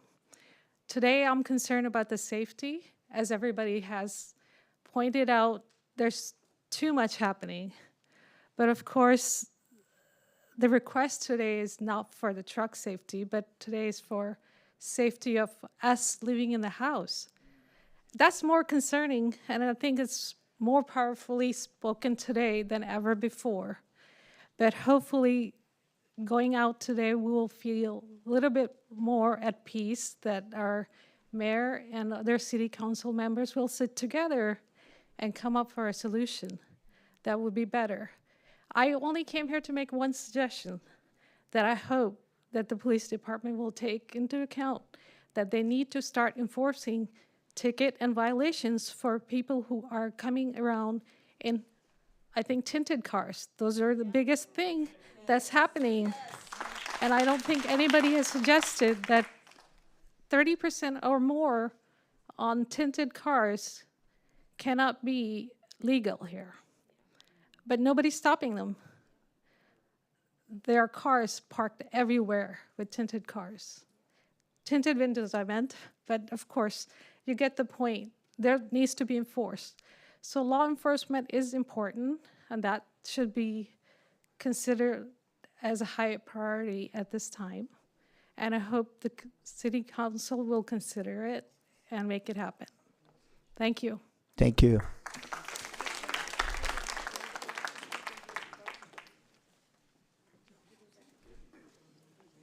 Hello, everyone. So I'm Bridge. I've been the resident for around 20 years.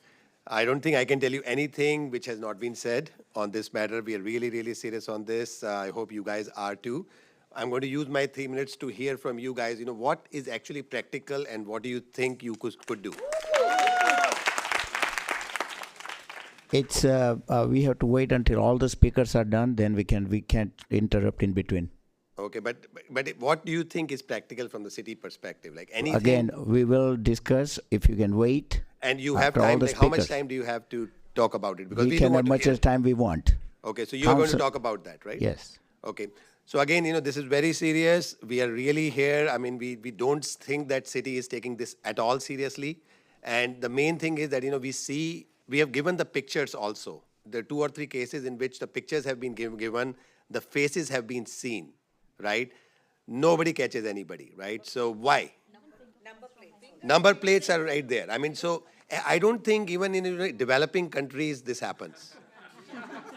That if you have a picture and you know that somebody is in the vicinity and nobody even tries to go there.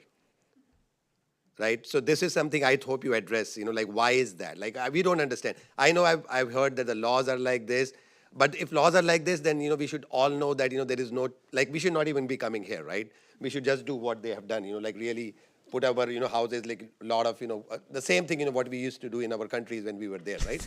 So you know what I mean, right? So basically this will become LA downtown, and like everybody has said, there'll be no, taxes here, nobody will be coming here. This will not be, this is really will be like, not the city we know. And if we didn't do anything now when we are so many people are here, I don't think, there is point of return.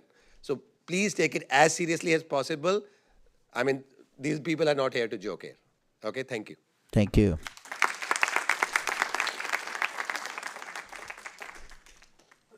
Hello, Mr. Mayor. This is Devang. I've been here for almost 15 years in the city, and it's so ironic that while I was sitting here, I'm seeing a report that some house, 3 houses from my home, is being burglarized right now on Park Street near Frontier Park. So again, we are talking about all these things. We have all supported you last so many years. Now you have to deliver. Give us some plan that you are going to do this, this, this, and come back and tell us you did that. Because it looks like people are saying that if you can't put them into jail, we put ourselves into our jails. We make our homes jails. So we don't want to do that. We want our property values to go up, and somebody also mentioned about tinted cars.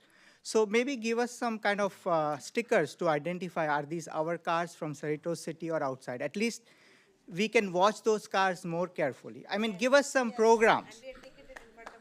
Yeah, give us some programs which we can measure, you can prove with data that you've improved. And we all want to stay here long term, is that right? Yes. And thank you again. Thank you. I have last speaker, Jay Gray. It's already been more than an hour, and that is the limit that City Council has.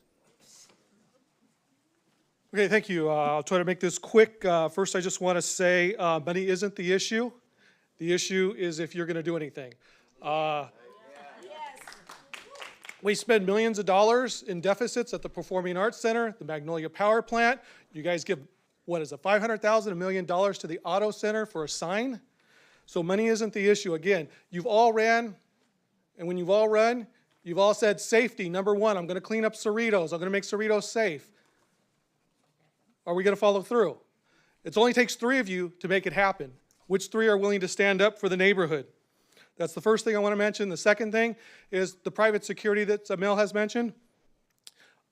Lakewood's doing it. Why can't we do it to supplement the sheriff's department? I mean, no offense to the captain, but looking up transparent.com, $38,000 in overtime last year, that could have went to pay for some private security. And I'm sure there's other overtime that's going on as well. So there is money that's there, and if we could spend it in certain places, we can spend it in other places. So there is money available. So I just want to mention that, and I want to mention to everybody behind me, if we're really serious about doing this, yes. Mel Cortez for council.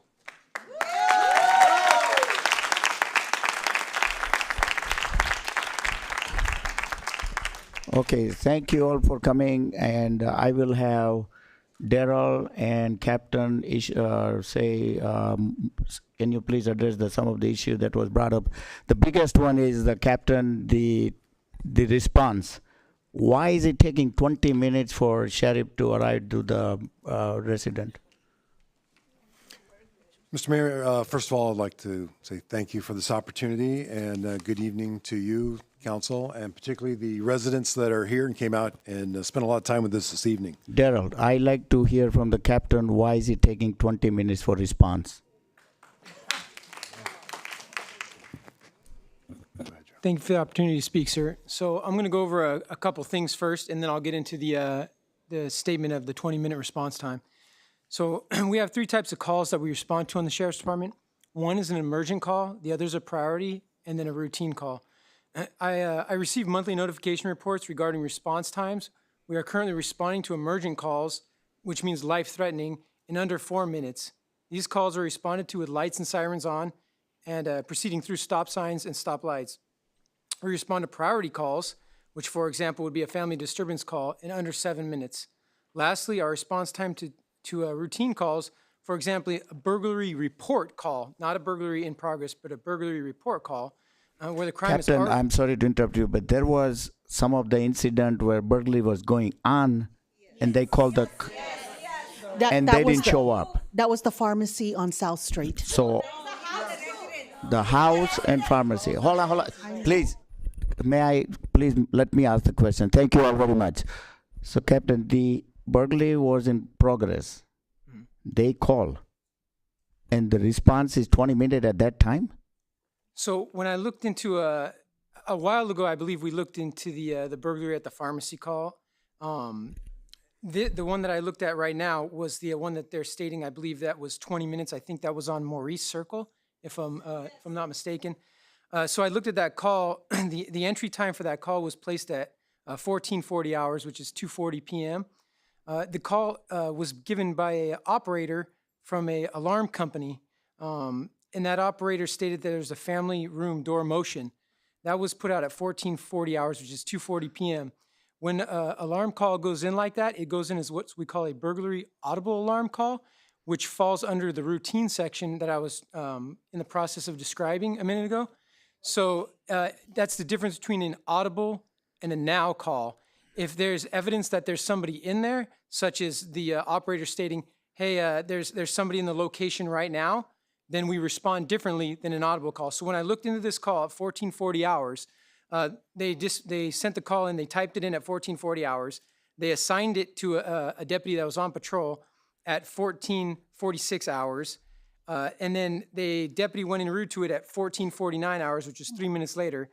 The call was changed at 1456 hours. So it switched from being an audible alarm call.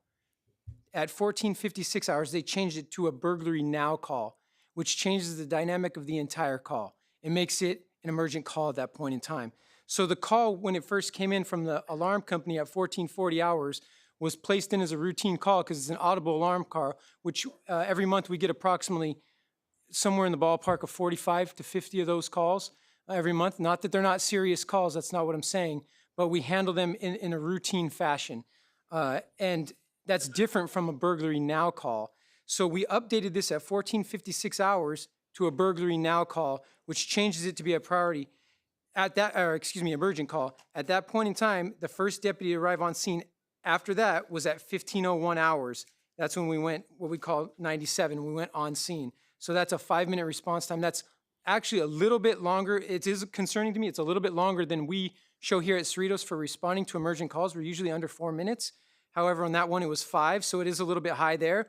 However, I think the discrepancy was when the original call came in from the alarm company, that they placed the call in as an audible alarm, and it was treated accordingly by dispatch and the deputies on that particular call, because that's how we treat an audible alarm call. It's a routine call. So I believe I found the discrepancy in there. I know that burglars are serious to the community, they're serious to us, they're serious to you guys. So we definitely want to make sure that we're responding to these things in a timely fashion. I've heard it from the community that they're unhappy with the response times. We do monitor those response times. However, what I will do is I'll take a deep dive into that and start looking over some more of these calls to make sure that we are responding in a timely fashion. However, the numbers that I have for response times to the calls are under 4 minutes for a hold on 1 second. Let me grab some real quick. Captain, this is seriously, extremely emergency that this many residents' houses are getting break-in, and we're taking 20 minutes and our response time. I understand all the stats and everything. That's not what community want to hear. They want to see cops over there and start arresting criminals. And I know there is they may not get in jail. DA is going to release them and slap in the hand and go up, but something got to be done. We can't go on like this. Yes, sir. I mean, has the city council has given you enough resources, enough money? Yes, you guys have provided. Okay, have we have enough equipment to service our city? We do have enough equipment. So what's the problem then? We've arrested some of these criminals, and some of them. Please. Audience really need to quiet. Please let us listen. Then if you have more questions, we can talk back. Thank you. Yeah, so we have arrested some individuals, but some of them have been repeat offenders on some of these burglaries. But however, when we're looking at these calls in the time for the response, our station is one of the fastest stations in our region. I've looked at all the numbers in response times to calls. And we're under, like I said before, we're under 4 minutes for emergent. We're under 7 minutes for priority. We're, for a routine call, which the burglary audible would fall under, we're under 25 minutes. When I compare them to other surrounding regions, stations, we're one of the fastest responding stations in the area. Well, whatever the fastest is not helping our community. So, and is that you think there might be additional security like they mentioned that Lakewood has it, and I talked to the Todd and Linda Johnson, we both had a talk that they had a private security that enhancing and helping the security for the city. Would that help? We don't stand against any measures to help with security in the city. Okay, so Robert, we may have to start looking into it, to private security, because if we're gonna have sheriff show up in 20 minutes and the house is getting burglarized, something's got to be done. This cannot go on. It's too long and too far. We have the fund. We need to be doing something now. I have a. So, okay, Daryl, back to your. Go ahead. You were gonna give us a report. What was your reports was? Yes, Mr. Mayor, thank you for this opportunity. And again, thanks to residents. There is no community safety without community participation. So I very much appreciate this. I've got to say, this is the fullest I've seen this council chambers here on one single event. So kudos to you for coming out and providing us with the opportunity, because we do want you to have faith with your public safety program here. And I know we focused a lot on this one call, but it's important to know that the sheriffs respond to over 17,000 calls per year. And I know, there's a lot of numbers and data here, but one of the first steps in solving any problem in a 4-step problem-solving process, everybody knows, is to identify the problem and understand the problem. You have to do that before you can move on. Daryl, we already know what the problems are. Yes, I know, but I really like to please beg the residents to let us talk to our departments. Thank you. Yes, what I'd like the residents to know is understand the emphasis that the city puts on public safety, both this council and past councils. They say that if you really want to know the true priorities of a city, is to look at its budget. Where do they put their money? And public safety and public works is the primary focus of this city's budget. That's where the bulk of the money goes, public safety and public works. If you're not familiar with the city of Cerritos, and I've been associated with this station since 1997 when I was assigned here as a lieutenant. If people don't know, I'm a retired commander, LA County Sheriff's, used to be the captain of the station for a long time. So I've been in the city since 97 dealing with all these issues, and it's remained the same. One of the things that you can take a lot of pride in is that this city council and previous city councils put public safety as the #1 priority. But Daryl, right now I'm not taking a pride. I am not really honored to be a city council here. By having this many residents and this many people are complaining about crime in our city, and I'm really embarrassed myself. Well, if I understand. So just real briefly here, we have some slides for Mayor, you. can we move on? We're losing our residents, and there's other council members that would like to talk to the audience. Can you please all sit down for a minute? Let us, our captain, I really wanted to hear the residents can hear us.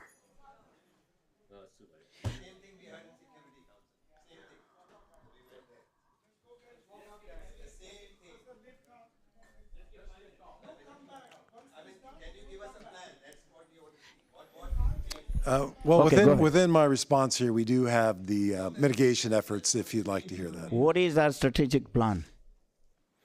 Yes, well, we have one. First of all, like I said, the first thing is the city's commitment to the sheriff station itself.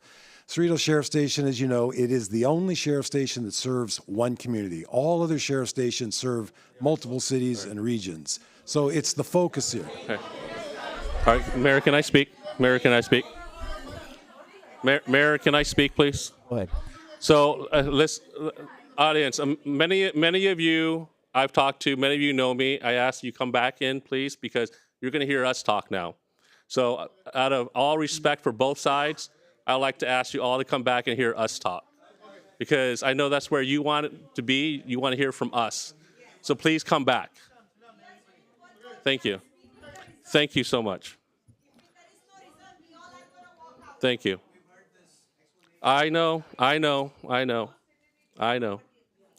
So well, you said you had a question. I don't want to jump on you. Just real quick again, Captain Strong, could you please give me that timeline of that burglary call? You said it occurred at 1440, then there was a deputy dispatched, but then they did not arrive until 1501? Just a quick timeline. Timeline 1440 was entered in, signed 1446, changed to a burglary now at 1456, and then they arrived at 1501. When did the deputy find out? When was the deputy dispatched? The original deputy to the audible alarm call was assigned the call at 1446, which is 246. So it's still, okay. So it's 15 still an minutes. audible alarm. It doesn't change from an audible alarm call till 1456 hours. That changes that call from being a routine call, which, as the numbers I stated earlier, we respond to in less than 25 minutes or so, to a emergent call to which we respond to in less than 4. But regardless of that, I know that everybody is frustrated with response times. They're frustrated with their homes being broken into. I hear you. We're not making excuses here. That's not what we're doing. We're explaining. I'm trying to explain the timeline. Thank you for your comments. Obviously, they're not here to listen to you guys right now. They want to hear from council. So out of respect to the audience, I think we need to address the audience, and we need to make sure that they know what our vision is for moving forward. And I won't cut off Councilmember Johnson. I'll let her finish. So I guess, and this is a time for us to discuss what we'd like to see moving forward. For me personally, I have concerns about the response time, the delay in response times, the reports not being taken, and no fingerprints being taken. At some point, I'd like to ask the council consensus to direct the city manager, to direct staff to give us a report back on why those were not done. Specifically on the pharmacy on South Street for Mr. Mehta, the 20 minutes response time for Amit Desai, the report not taken for Sunil Goyal, and the fingerprints not taken for Payal Sani. Those are very much of a concern of mine, and I'd like a report back on that if I could get council consensus. I agree with that. Yes. Thank you. Okay, thank you. All right, and now I'll let my other colleagues speak at this time. Go ahead. All right, thank you. First off, I've met with a lot of you that are in the audience. I've sat there and felt your frustrations. I appreciate you coming out here. I'm not trying to pat myself on the back for being out there meeting with you, but I have to tell you, I'm there with you with the frustrations, because as many of you look at us as we're the face of this city, we're the face of everything in this city, there was questions about what we haven't done and what we should do.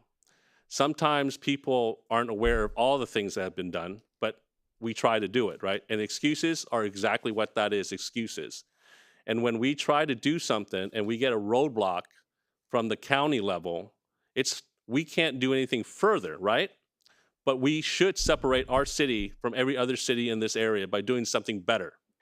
If that means if we need to look at possibly private security, if it means if we have resources within our cities to do it, we will do it, and we should do it, because we tell you to do your part. We tell you to go walk your streets. I've said that many times. We tell you to go be eyes and ears for us. And then when you're eyes and ears for us, I'm hearing complaints that the eyes aren't being seen and the ears aren't being heard, right? Because when you call dispatch, you have issues, and the response time is the response time. And I know this because a lot of you know what I do. The response time is when the call gets put in and then when the officers arrive. There is not really much of a response time when it comes to when the call gets placed and when the call gets put in, because that sometimes all those questionings take some time as well, right? So a lot of the response time is being calculated from when the time gets, when the call gets put in and when the officers arrive on scene, 97 as they call it, right? So then we lose that all the other reports, which I'm hoping that the captain will also give us, is when the call gets generated and when the call gets put in, and to add that all together. And that's the true response time. And why I say that is because of this. And I've sat with you and I've told you what we're trying to do and have been trying to do is get the outburst cameras. We've had that in motion for a year, if not more. And I just met with the captain and Daryl last Friday, and that was my specific question was, why is it taking so long? We provided the money, we've given direction, and now we're relying on a third-party contractor to do the work. There's something wrong with that because this third-party contract is not doing the work. So maybe we should do the work and somehow find a way to do it. And if the county sheriff's department says, no, you can't, we need to figure it out. I don't know how many times I've encouraged this city to do stuff that the county refuses us to do, and our council tries. Example, the drone program. We've talked about this since the last budget program. The county of Los Angeles County still today does not want us to have a drone at Cerritos Station. I get a lot of quote unquote lip service as well, saying that, hey, we believe in it, we're gonna work on it, but we get nothing either. And that's so frustrating because we have one of the biggest drone company that's located in the city. DJI is located here. We have all the local police departments around us using drones. We have La Palma, that's a 20-something body police department. They have a drone program. But we have, how many people are in the sheriff's department, Captain? Countywide, 8,000, 7,000? Yeah. Almost 10,000. And all we have is drone for the SWAT team. That's it. And the bombs, but our local stations at every single city in the county are not allowed to use drones. To me, you guys, someone mentioned that technology, the crooks are ahead of us, right? And we're a step behind. But not only are we a step behind from them, they're using technology. They're going to shut down electricity. We have technology around us. We have drones. We have outburst cameras. We have real-time response centers. We have all these technology, but the sheriff's department doesn't want us to use it. And I say it out loud and very clear to you, so hopefully the sheriff can hear us, that we are dying for you to do something, so that way our residents here can actually be effective in feeling safe in their own community. So when people come here and say, you're not doing anything, council, you're right. We aren't doing anything because we haven't shown you the effects of what we're trying to do because we can't, because our hands are tied. Until we figure out what we really want to do to respond to the sheriff's department and their policies, we contract to them. We pay for their contract, but at the end of the day, they report to the county sheriff. So all of you that are sitting here today, please, please go and speak to the county sheriff and give them the same pressure that you're giving to us, because I'll tell you, we've already allocated the money. $250,000, I believe, is what we allocated for outburst cameras, I believe. Does that sound right? 250,000. But not one camera's been installed yet. Not one. Even though we have them, even though we've directed staff to do it, not one, because we rely on the county sheriff to install them because they use a contract company, a third-party contractor to do it. And you wouldn't even believe the reason I got why the cameras haven't been installed recently. And I'll tell you, I install cameras for the city I work in. We installed 3 cameras today. It's because we don't use a third-party contract. We do it ourselves because we know it needs to get done. So at what point do we say, county sheriff, we need results from you? And when you only have 5 council members calling them up, it's not as loud as the 100 people that are here tonight that can call them up as well. So I encourage you to also call them and let them know, because we're pushing it on our end, right? I want to say some other things. And I apologize for taking a little bit long because I take notes, because I don't want you to think that I didn't care enough to take notes. I took notes because I'm going to make sure that our city manager is going to be aware how serious we are about this today. We always have been, but I'll tell you, this coming out today is huge for not just you, but for us, to finally put the faces to the stats that the county sheriff gets, right? Because all they see is just numbers. Now they're seeing faces with the stats, and to me, that means a lot. It means a lot. So how can we separate ourselves from the rest of the county? We keep on making excuses like, the county, DA won't prosecute. The state passed all these laws, right? We got to go vote. They're all absolutely correct. But it doesn't mean that we can't separate ourselves. So how can we do that? For one, just listening to you, routine calls was mentioned, right? 459 alarms are considered routine calls. So why don't we say, hey, because homes are getting burglarized so much, maybe we should encourage the deputies to not look at those as routine calls, right? So because I'll tell you where I work, if the city makes a loud noise enough and they want results, we provide it. So I expect that too from our sheriff's department that is contract for this city, is that if we have a deputy that gets a call for a routine call, 459 burglary, but so many burglaries are going on, that we should just say, hey, you don't have to take your time to go there. You should just go there. Because if you don't go there, it might be real. So I would like the captain to pass that word on to the sheriff's deputy. It's like, just because it's a routine call today, it's kind of unacceptable to our residents. So let's show some results like you want, right? So let's change some of these expectations from our deputies to say, hey, let's just go, because this is what we're getting from the community. And I hope that's possible, Captain, that you can address that with the sheriff's deputies, and from now on say, hey, let's encourage them to respond to these 459 burglaries. Is that something we can do? We can look into that for the audible, sir. It's not that a deputy doesn't roll to that call immediately. They prioritize the calls. So if an audible alarm goes off at somebody's residence or a business, that will be handled after, unless there's further on that. That will be handled after a traffic collision where somebody's injured, any other type of violent crime. So it's prioritized I understand accordingly. that, Captain. And you're speaking to the choir. I totally get it. And maybe you're saying it so they can understand. I also understand how really things happen out in the field, right? And things happen out of the field is, if there's a deputy that can clear themselves, this is what I'm trying to encourage the sheriff's department, is that to pass on to this department, that if we can tell our deputies the residents are up and upset, what can we do to show them results, is not follow that, okay, this is a routine call. I'm going to stay on this call until I'm clear, and then I'm going to go when I'm ready to go because it's a routine call. If they can clear, maybe we encourage them to clear and go to the next call if they've already taken care of this call, right? And, without saying it all out there, we know there's times when deputies can do that, right? And I'm not saying they don't do that, but I'm saying let's encourage them to say, hey, this is what we're hearing. Let's get it done. Let's show our residents that we care enough about their safety that if we have 4 guys or 3 deputies at a scene and only 1 or 2 needs to be there, that they can clear and go handle this instead of saying, hey, that's a routine call. We'll get to it when we're done here, type of thing. So that's all I'm saying. Yes, sir. I'll talk to the deputies as well as supervisors as well to put that message out there, sir. Yeah. So this is what they're expecting. So, all right, that's going to be another topic if we want to talk about. We can't really talk about that today. It's going to be a long topic on that one, and there's going to be 2 arguments on both sides when you're talking about police departments, right? So, again, you've done so much, and I don't expect you guys to keep on coming with new ideas and saying, hey, we've done this, we've done that, what are you doing, right? Yes, our hands are tied, our justice system is tied down right now, but we need to stop giving excuses and start telling our sheriff's department to say, hey, we want you to go out there and be cops again. We want cops out there again, right?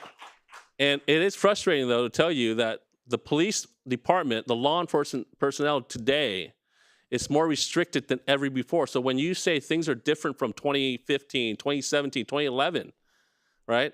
It is different because there's laws that are passed that restricts the cops from doing the things that we used to do. Good, right, or wrong, whatever, things are different today because of that. But that's still an excuse. But so let's go out there and encourage our cops to be cops. All right? Stop hindering what they need to do. Start, applauding them when they do good things out there, and let them know that you support them when you do good police work. That's what the cops need today, because the whole 2020, 2019, all the way to today, it took that long for the community to realize this is out of control. It's going to take almost that long to bring morale back to the rank and file of police officers that were stepped upon for the longest time, because the country, the community, whoever thought it was okay to defund the police, it was okay to restrict their police powers, and now we're here where we're at. So let's change that. I see the momentum changing, the pendulum's changing. Let's continue to push that pendulum where it needs to be. Don't stop. But I'll tell you, we're not going to stop as you can see how upset the mayor is, the council is, I'm upset, and I'm pro-police. I'm 1,000% pro-law enforcement. But at the same time, I'm here for you first, right? I'm here to make sure I represent you guys, and that's where we need to be.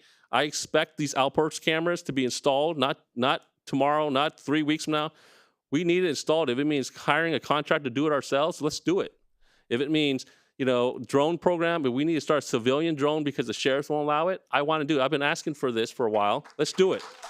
Because if I need to press upon my background as a drone operator, because I'm a drone operator, and what we can do is we'll train our civilian forces.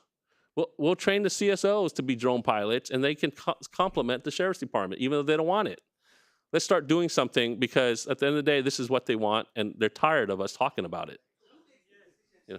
We do. We make the decision. Yes. So that's what I'm saying. That's what I'm saying. The mayor, the council, the city manager is going to now start enacting these things, regardless, I think, if there's restrictions, because we need to do it, right? So I would like consensus from this council to start directing the sheriff's department to implement these things, whatever it takes, right? And then if they refuse to keep on coming back to give us the results, we start needing to looking at doing it ourselves. Yes, Right. absolutely. Let's do it. Oh yeah, that we're doing right now. Consensus. I'm asking for consensus. I'll give you consensus. Yes. So you have three. Frank, what did you? I say yes, and I say yes, and I'd like to comment after Yes. the council member. So you have it. You have it. You have it. Okay.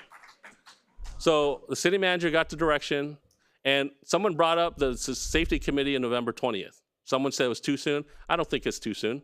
I think the sheriff's department, I think the safety and the city needs to report back to you at the next safety committee meeting about what we've done from today to the 20th. And so I ask.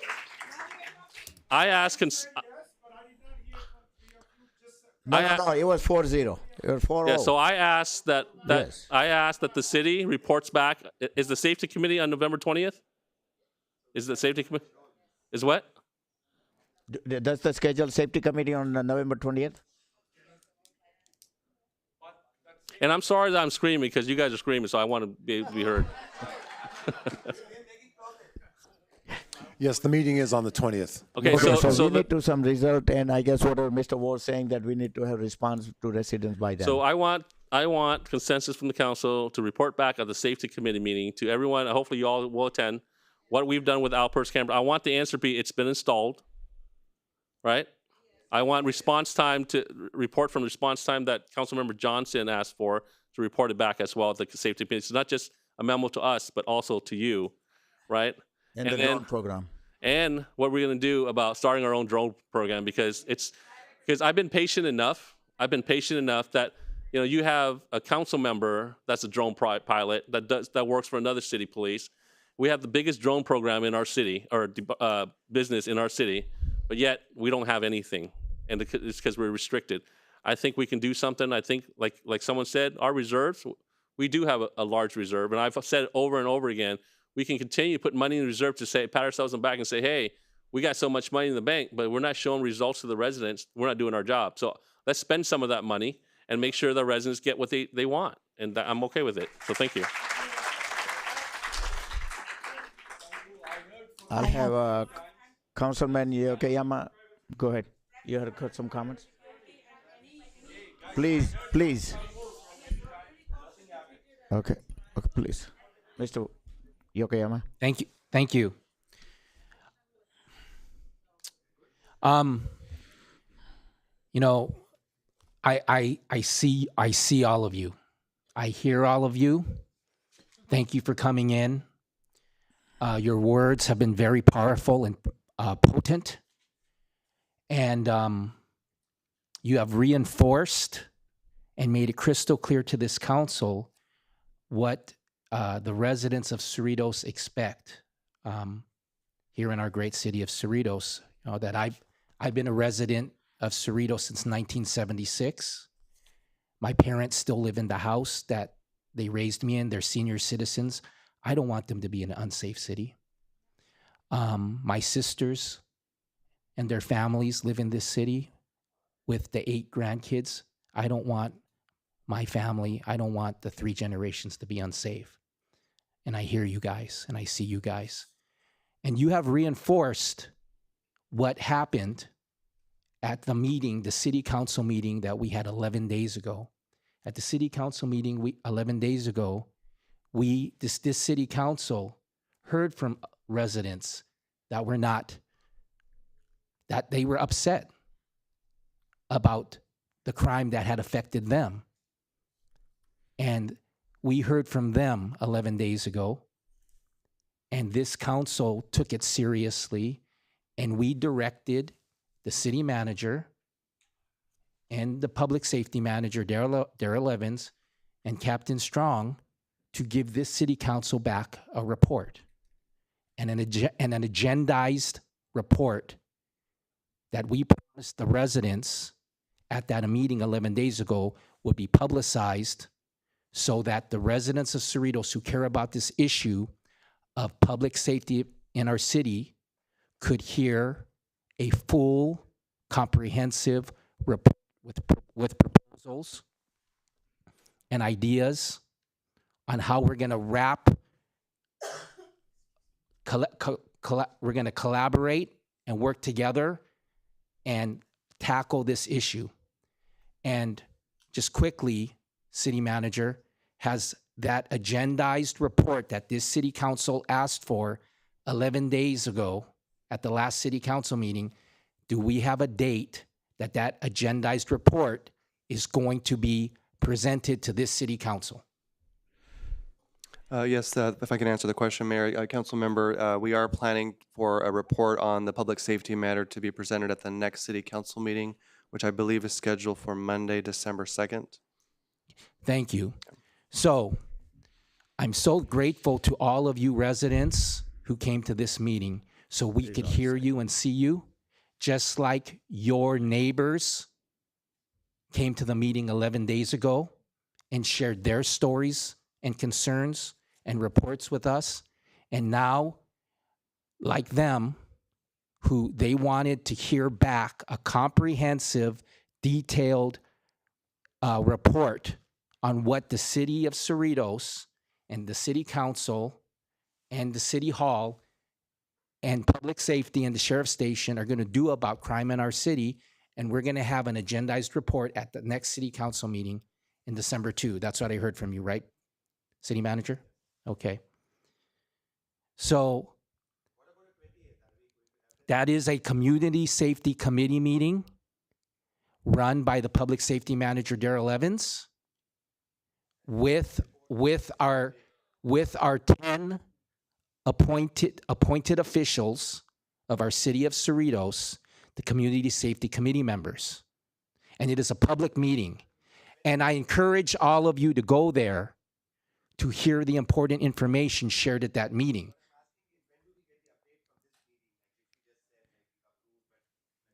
This city council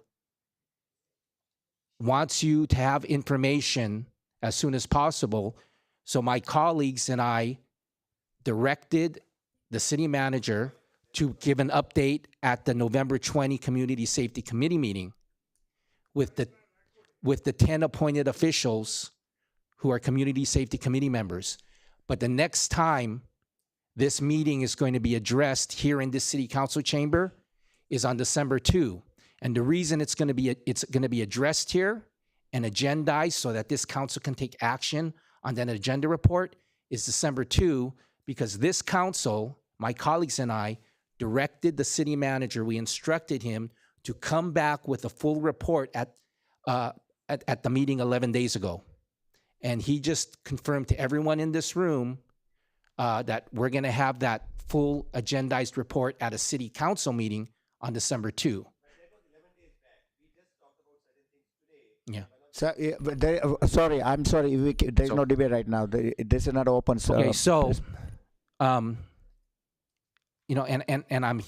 we heard you, and I just want to address some of the things that affected me and made me want to comment today before comment today, but we all are going to have a lot to say at the December 2 City Council meeting, because we want, all of us here on this City Council, we want a safe city. Cerritos residents deserve and expect a safe city, and we will do everything within our power as the City Council, who makes policy and directs the policy on the city manager and City Hall and the public safety manager and the sheriff. We're going to make those decisions and direct the policy so that they can effectuate the policy. So I wanted to share with you that an important thing that happens is that this City Council approves budgets. And we do that on the fiscal year that starts on July 1. So back in May and June of this year, just like every year before that, we approve budgets.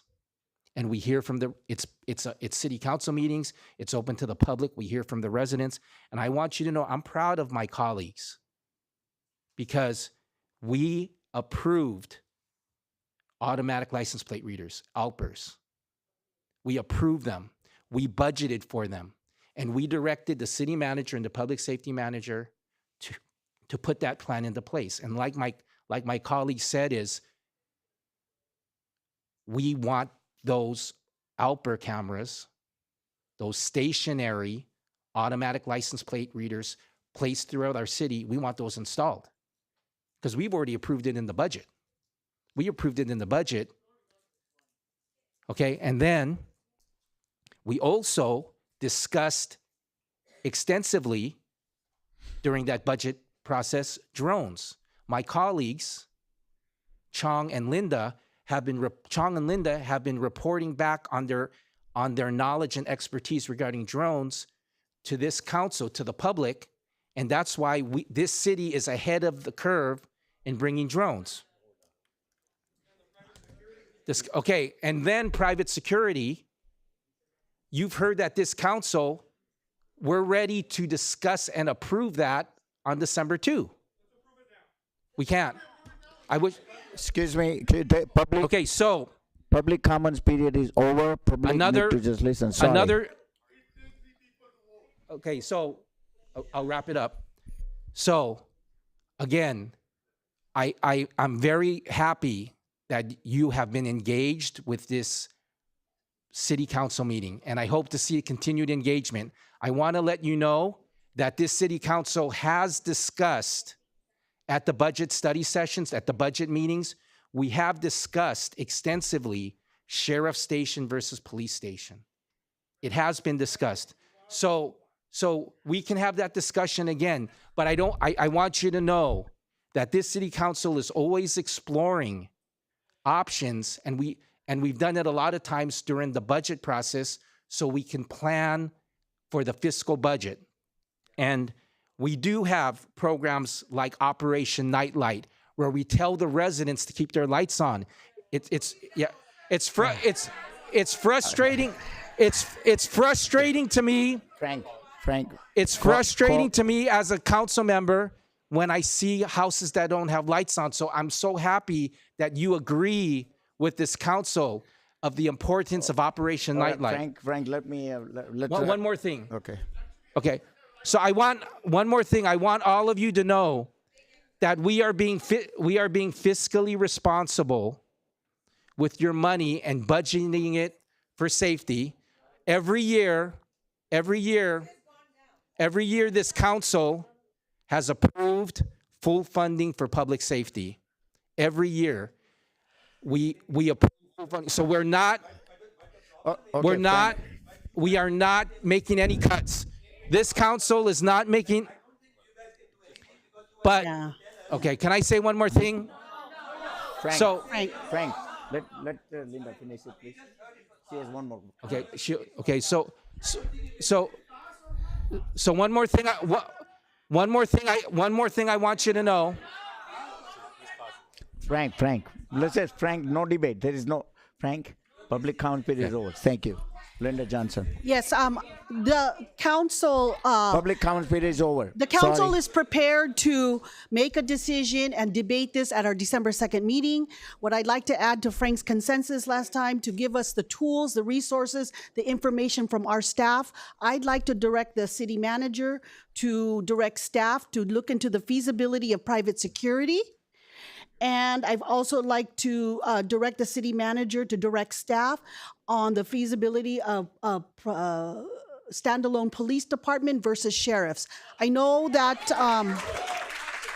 we've discussed that it probably will not be feasible, but there are also advantages to having a police department. Manhattan Beach, Torrance, Beverly Hills, they all have a drone program, gives us a little bit more leeway to make those types of decisions. So that's my consensus item.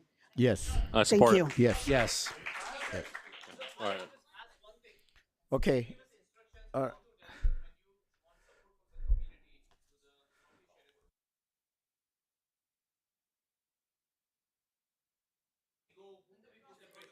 What's interesting is that's what I wanted to talk about. Daryl can speak. Daryl, can you talk to the residents?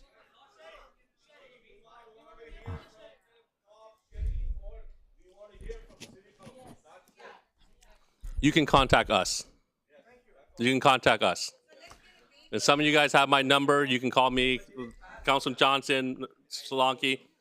Yes. You can call us. It's passed. Okay. Yes.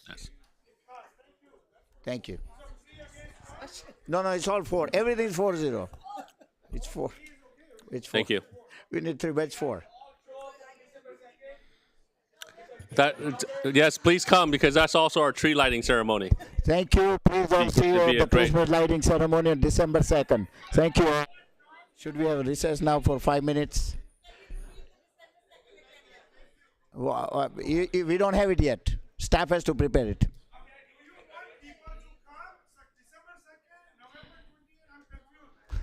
I sorry, this time the meeting is over and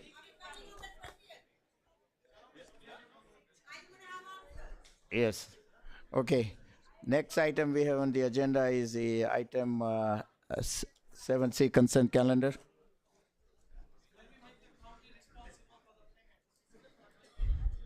It's just very small meeting now.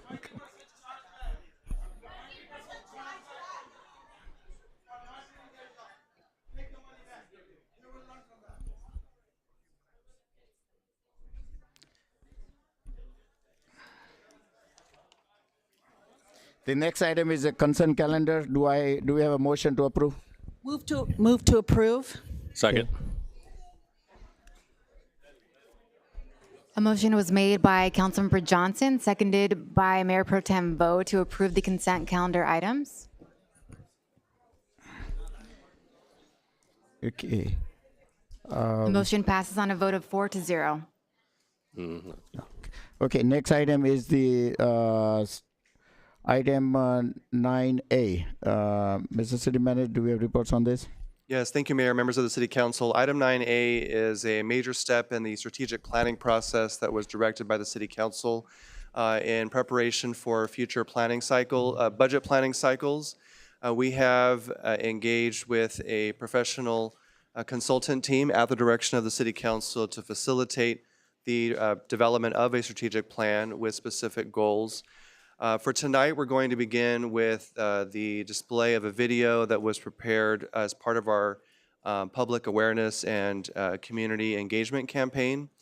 And following that, I will be deferring to one of the project managers, Mr. Drew Schneider, who will be providing an overview of the process that we went into to engage the public. And then following that, our consultant with Rupepi Smith will be leading and facilitating a discussion with the City Council to facilitate our next steps regarding goals. So with that, we'll start with the video.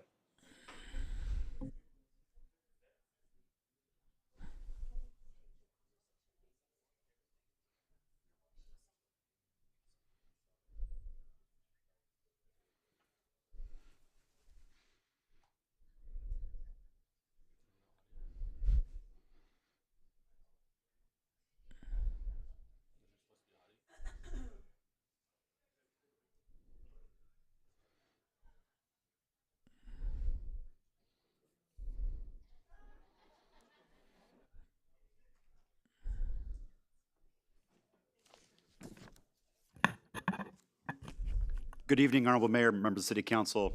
I'm not quite sure why the audio didn't help us out quite there, but we'll go ahead and come back to it, Aaron. It's a lovely video that showcases some of the amazing attributes we have here in the city of Cerritos and makes an impassioned plea to our community to engage in this process.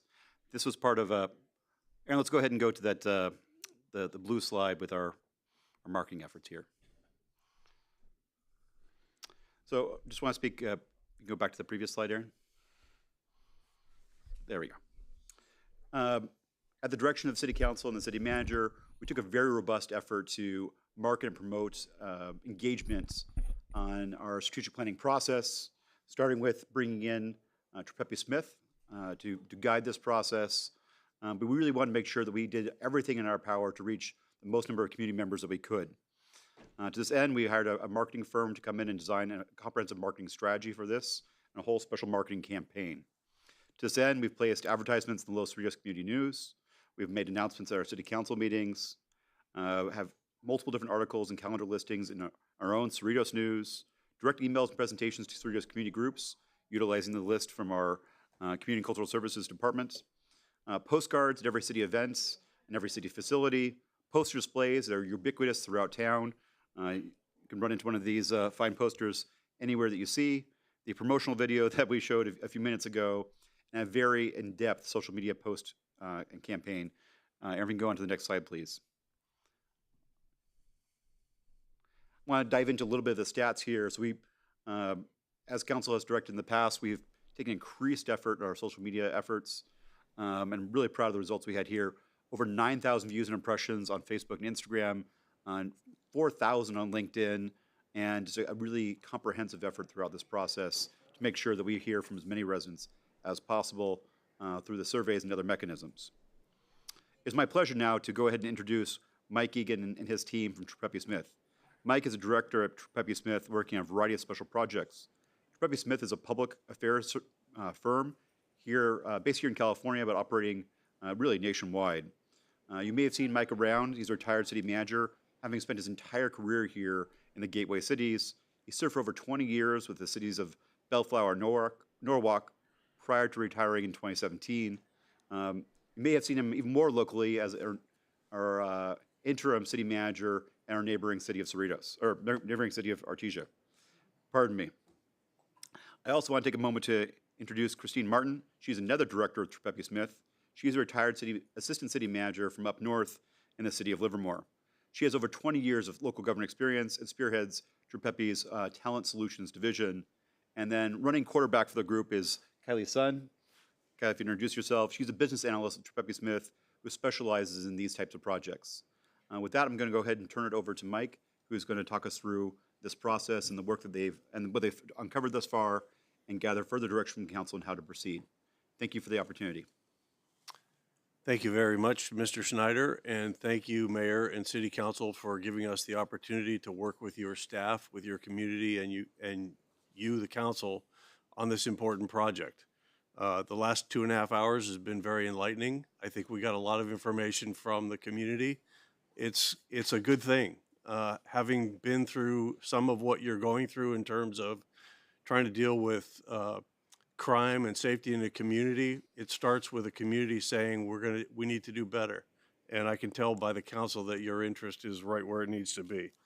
So I have a PowerPoint presentation that we're going to go over our findings and recommendations, what we've done to get to this point, and we'll end this evening with a discussion with the City Council and get more detailed input from you on how to influence this process. And we will go through and work with the staff on bringing you a final report in December. Next slide, please. So what are we doing today? Our agenda is we're going to overview the strategic planning process, overview the community and staff input that we received. We're going to talk about a SWOT analysis, which I'll explain a little bit more later. We're going to review quickly your current goals, some of which you talked about this evening. We have a set of goals that we propose that we're going to present to you and get your input on, and then we'll talk about next steps. Next slide. So what is a strategic planning process? A strategic planning process simply is a process by which you set priorities based on your available resources. which can include finances, time, and personnel.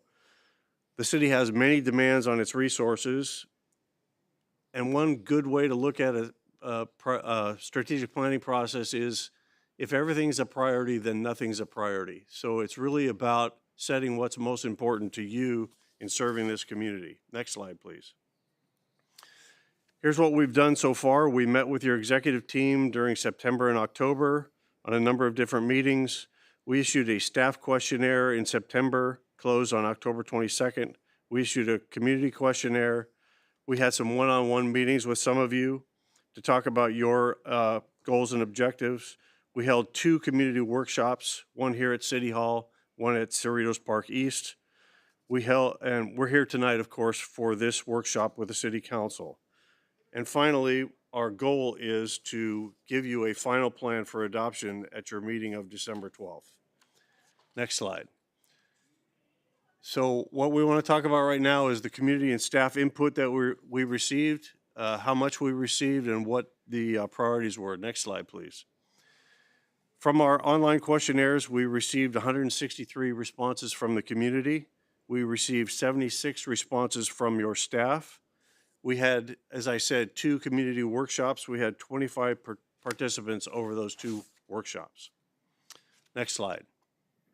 What were the themes that we came up with through the community workshops?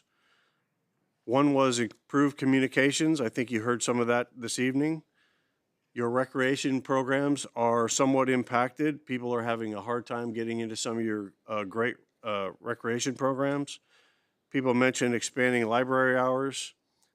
People mentioned cleaning up trash in the medians and off-ramps, that the maintenance levels are not what they once were. They talked about tree maintenance. I think you've heard of that before. They talked about your permits requirements and how stringent they are. They talked about property maintenance in the city, aging and deteriorating infrastructure, sidewalks and streets. In a couple of cases, they talked about park equipment being taped off and not being repaired in a timely manner. Next slide, please. For your community questionnaire, again, we received a number of responses, and here's how the priorities laid out. Interestingly, not surprising, public safety was number 1 in the community, clearly. Infrastructure and maintenance was number 2. Economic development was number 3. Technology and innovation was number 4. Environmental sustainability was number 5. I won't go through the top 10, all 10, but those were your top 5. Top 5. Next, in the staff questionnaire, very interestingly, priority number 1 was public safety. Priority 2 was infrastructure and maintenance. Priority 3 was technology and innovation.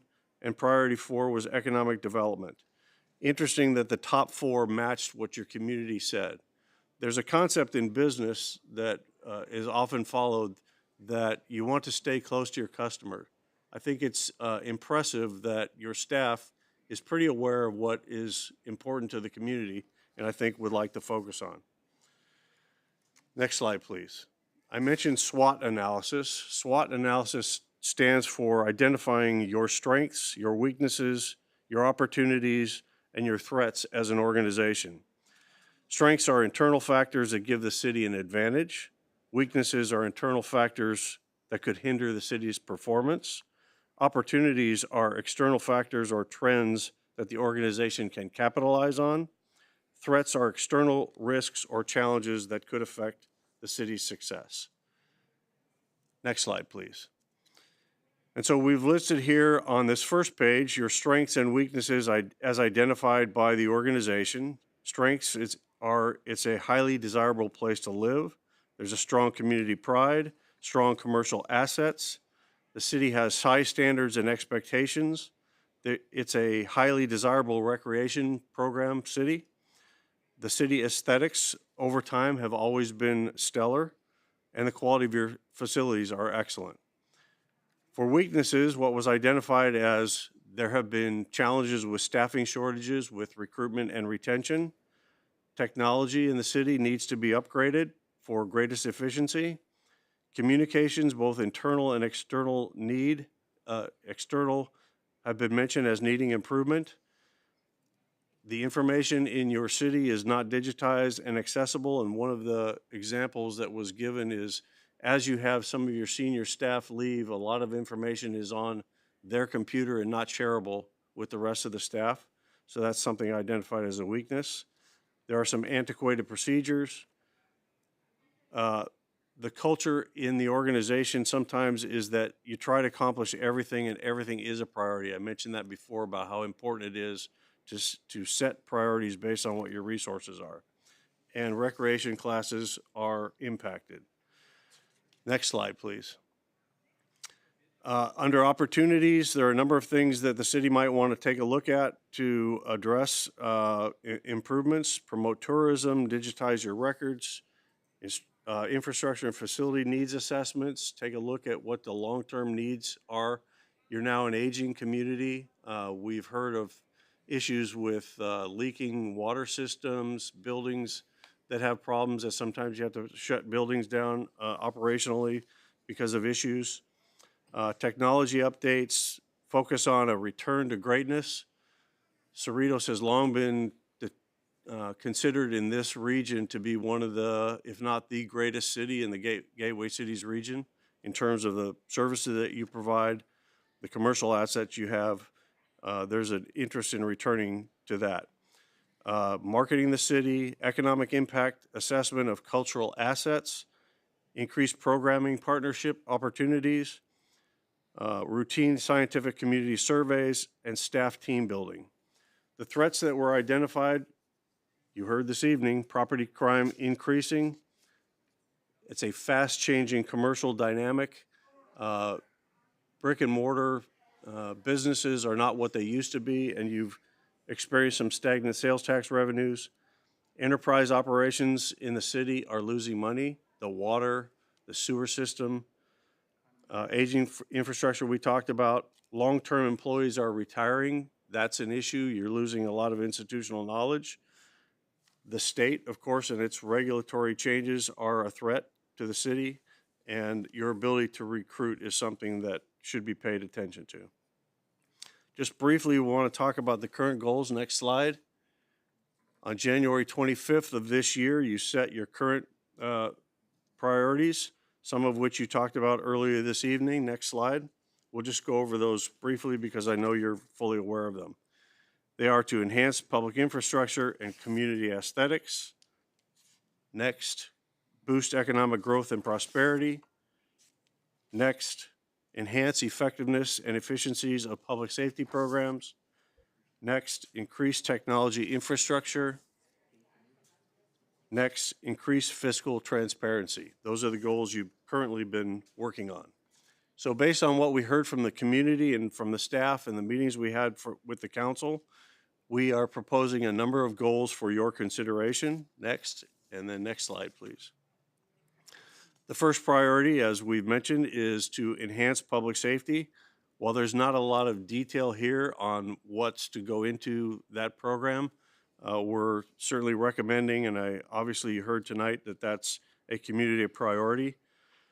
Expand your residential burglary abatement program, enhance programs to foster relationships between police and the residents, enhance crime prevention communications through engagement in schools, businesses, and recreation programs. And certainly some of the things that you spoke about this evening should be items that are included in that priority. Next, item 2. Assess and maintain infrastructure. We're recommending that you look at addressing comprehensive infrastructure and facilities needs by identifying financial resources to address these challenges, doing some assessments of what the current condition and what the expected future condition of your infrastructure is. Next, please. Strengthen economic development. As I mentioned, the commercial issues are changing pretty rapidly. You're very well aware of that. Your staff has indicated, and I think some of your biggest business operations have indicated a need for investment in staff and other resources to drive economic development in the city. Attract new services and businesses for younger families and young adults as the community is changing. diversify the city's economic footprint, and adapt to evolving community expectations. Goal number 4, thank you, improve technology resources. Look at modernizing your business systems and processes, improve your online services for residents, digitize processes and records management. Next, please. Attract and retain a highly skilled workforce. We recommend you take a look at some non-financial incentives, what some other cities are doing in the area. Address the staff capacity. I think one example there is you have a very robust capital improvement program and you have the financial resources to address them, but the question is whether or not the staff levels are adequate to do those, all those projects timely. And then develop a comprehensive training and engagement program for your staff, engagement with your community. Next item, please. The next item would be to focus on fiscal transparency and sustainability, develop a fiscally sustainable capital improvement program and utility framework, perform a comprehensive cost analysis of services and review your current fee structures, and then review and assess your fiscal policies. Number 7, please. The next item would be improve communications. We heard from a number of community members that they feel that communications from the city on a variety of issues could be better. Crime obviously being the top one, but other things about what the city is doing, and so work on some communications improvements. One option is to conduct a community communications assessment to evaluate the effectiveness of your current communications. Expand and modernize communications tools to broaden your reach. Train and equip the staff to be excellent ambassadors for the city, and maximize opportunities for online services. And finally, goal number 8, please. Ensure continued excellence in community recreation and cultural programming. Cerritos is known for outstanding recreation and cultural services. Evaluate opportunities to increase programming through engagement with additional third-party providers. Assess your staffing to participant ratios to ensure effectiveness. One of the things we heard about impacted services was your swim center and the ability to get in for those services and how impacted they are, and that folks can't register. So take a look at your staffing levels at various things across the board to see how best you're providing those services. Expand efforts to seek grants and donations for cultural programming. Next slide. So based on the input we got from both your community and your staff, these are 8 recommendations that we think you might want to consider for setting as priorities. I recognize that 8 priorities may be a lot, but some of them are focused on independent departments and may not be a huge burden to the entire organization, but I think you should carefully consider with discussion with your staff what you can accomplish and what the top priorities ought to be. Next slide, please. Yes. I will turn it over to you just a second, Mayor. What I would like to put up is the next slide, just so that the goals are up for people to identify and to talk about, and for the council to talk about. After you have given us some direction on what you'd like to do in terms of goal setting, we will go back and work with your staff over the next month to put some meat on the bone, so to speak, and put some measurable objectives into these processes. So I would now like to turn it back over to you, Mayor, for public discussion. Thank you, Mike. All right, council has any comments, any questions for all these goals that's been in front of us?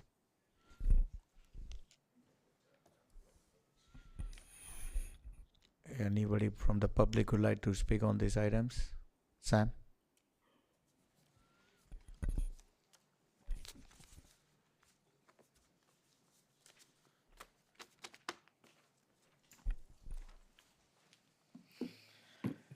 Good evening, Mayor, Council, staff. We have just identified 8 goals, and there are some recommendations. How can we make this happen based on SWOT? Well, first of all, we need to focus on staff optimization and service hours, specifically for seniors. Whatever we do, we need to make sure our hours, center hours, library hours, they are consistent and the facilities can be used by the seniors. Now, if we look at the personnel expenses, they have been going up since COVID, and I understand there is staff shortage, but this is where extended hours will definitely help.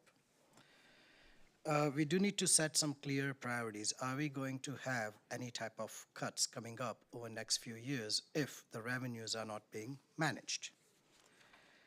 As far as the seniors are concerned, they are long-term residents. We can add more programs for health and wellness, and we definitely need some intergenerational activities. Now, community safety, innovation. One thing I've noticed is our committees have become useless unless they actually only follow what your will is. So have resident-led councils, safety committees. If you want to do drone program for safety, don't make it's my program, just the way you do something else. We need to make a decision for long term. Are you going to really go to county about even these safety protocols, or are you going to lead or convert our city into a technology hub? You have some of the smartest technology people living in this city. We have better technology infrastructure there, and we can be a model city where other cities can follow. As far as digitization is concerned, not just for the staff or the senior management who comes and goes, the same thing will apply for our libraries, right? Okay, finally, we do need some sort of transparent and engaging communication with city residents. Regular community forums when people show up. If there is a better follow-up, it would be amazing because residents' #1 challenge is getting the responses back. Social media engagement, city is doing very, very well, and please know that out of 9,000 Facebook impressions, it has been 2 city residents who shares most of your posts. So please encourage more volunteers and focus on technology. Thank you. Thank you. Anyone else would like to speak on this item? Sure, come on in.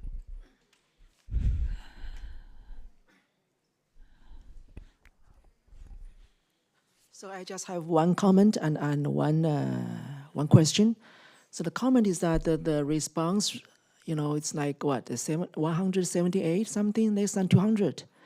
So compared to our city of 50,000 people, this response rate is very, very, very low from the public. So I'm just wondering, is that because the public, the general public is not really interested in this kind of strategic plan, or somehow our way to reach them is somehow lacking. For me, of course, for me, I'm not very social media savvy.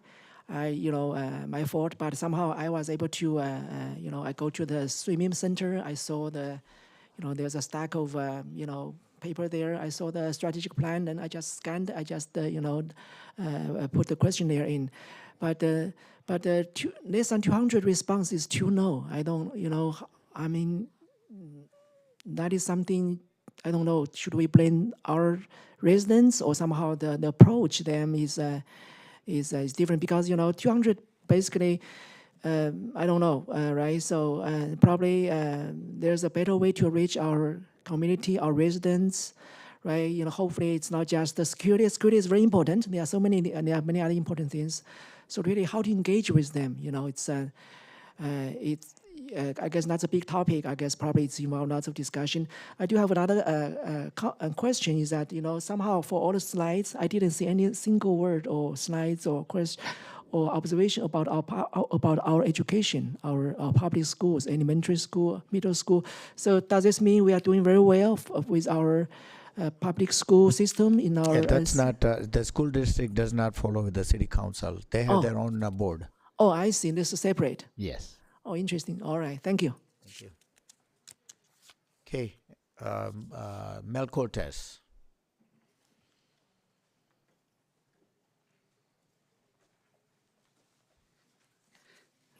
Thank you. A lot of things I was going to say was already said, so that's good. The strategic plan, I saw the survey, the community meetings. I know you guys tried really hard, and I saw that out of 50,000 people, I don't know, 30-some thousand voters, how many people really participated? Not enough. So I know we try to use social media, but a lot of my neighbors, like, they don't get to see stuff. A lot of people are on social media, or they have no idea that there was a survey, or that the city was asking for input. So I'm not sure how we could do this better another time, because they're not getting information. And I know it goes into the city's Facebook. And then from there, some of us share into other groups or Twitter or other areas, but I think we need to work better in our social media to attract more people. So that's all I have to say. That I have it's sad. I have a quick question, Mel. Did you share it in your Cerritos Neighborhood Watch group? Yes, and I think Ms. Johnson also Yes. did. Yeah, and how many members are in that group? 6,500, almost 7,000. So 6,700 social Yeah. media, right? So Yes. there's at least 6,000 people there that saw your post, hopefully, right? Yes. Mhm. But we still only got 170, how many, with 20? 160. 160 members. So yes, yeah, as you can So we see, do. right? It's frustrating for us too, because we want people to participate. Yes. But even when you posted in a social media, it was over 6,000 people. We still only got. Yes, you know, so that's why I'm here, because I know we try, and city tries, some of us try also, and there has to be a different way to reach the people, but I guess people most of the time don't want to participate, so just a comment. Thank you. Thank you. Mel. Okay, do we have any other speaker on audience? Okay, come on in.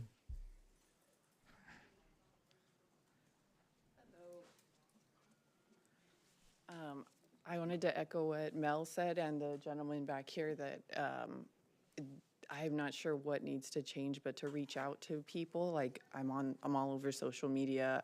I never saw not one thing on social media about the questionnaire. I came to the strategic planning, the second meeting, and I did see the card at CPE, and that's where I scanned it, and then I went on 3 different Cerritos pages and like shared it with, Cerritos Moms, Pulse, etc. And I do really appreciate the strategic planning meeting. I feel like I was heard. I saw my, concerns on the slide, so I really appreciate it. I wish that Parks and Rec were higher up on the goals, because I do appreciate that they mentioned the younger families and kids. So our parks, they need so much attention, and that's something that Cerritos is so proud and boasts about their beautiful parks, but they're really, really lacking. So I hope that stays a big goal. Thank you.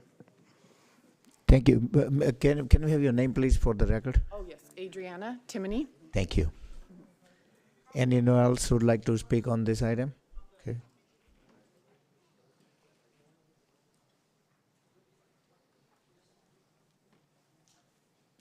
Hi, Patricia Bautista. Just wanted to say thank you for putting together this forum. I participated in the public forums as well, and it's just nice to see how well the feedback was represented tonight, so thank you. Okay, anyone else like to speak? Did you want to speak? Oh, yeah. I think You got to come here on podium.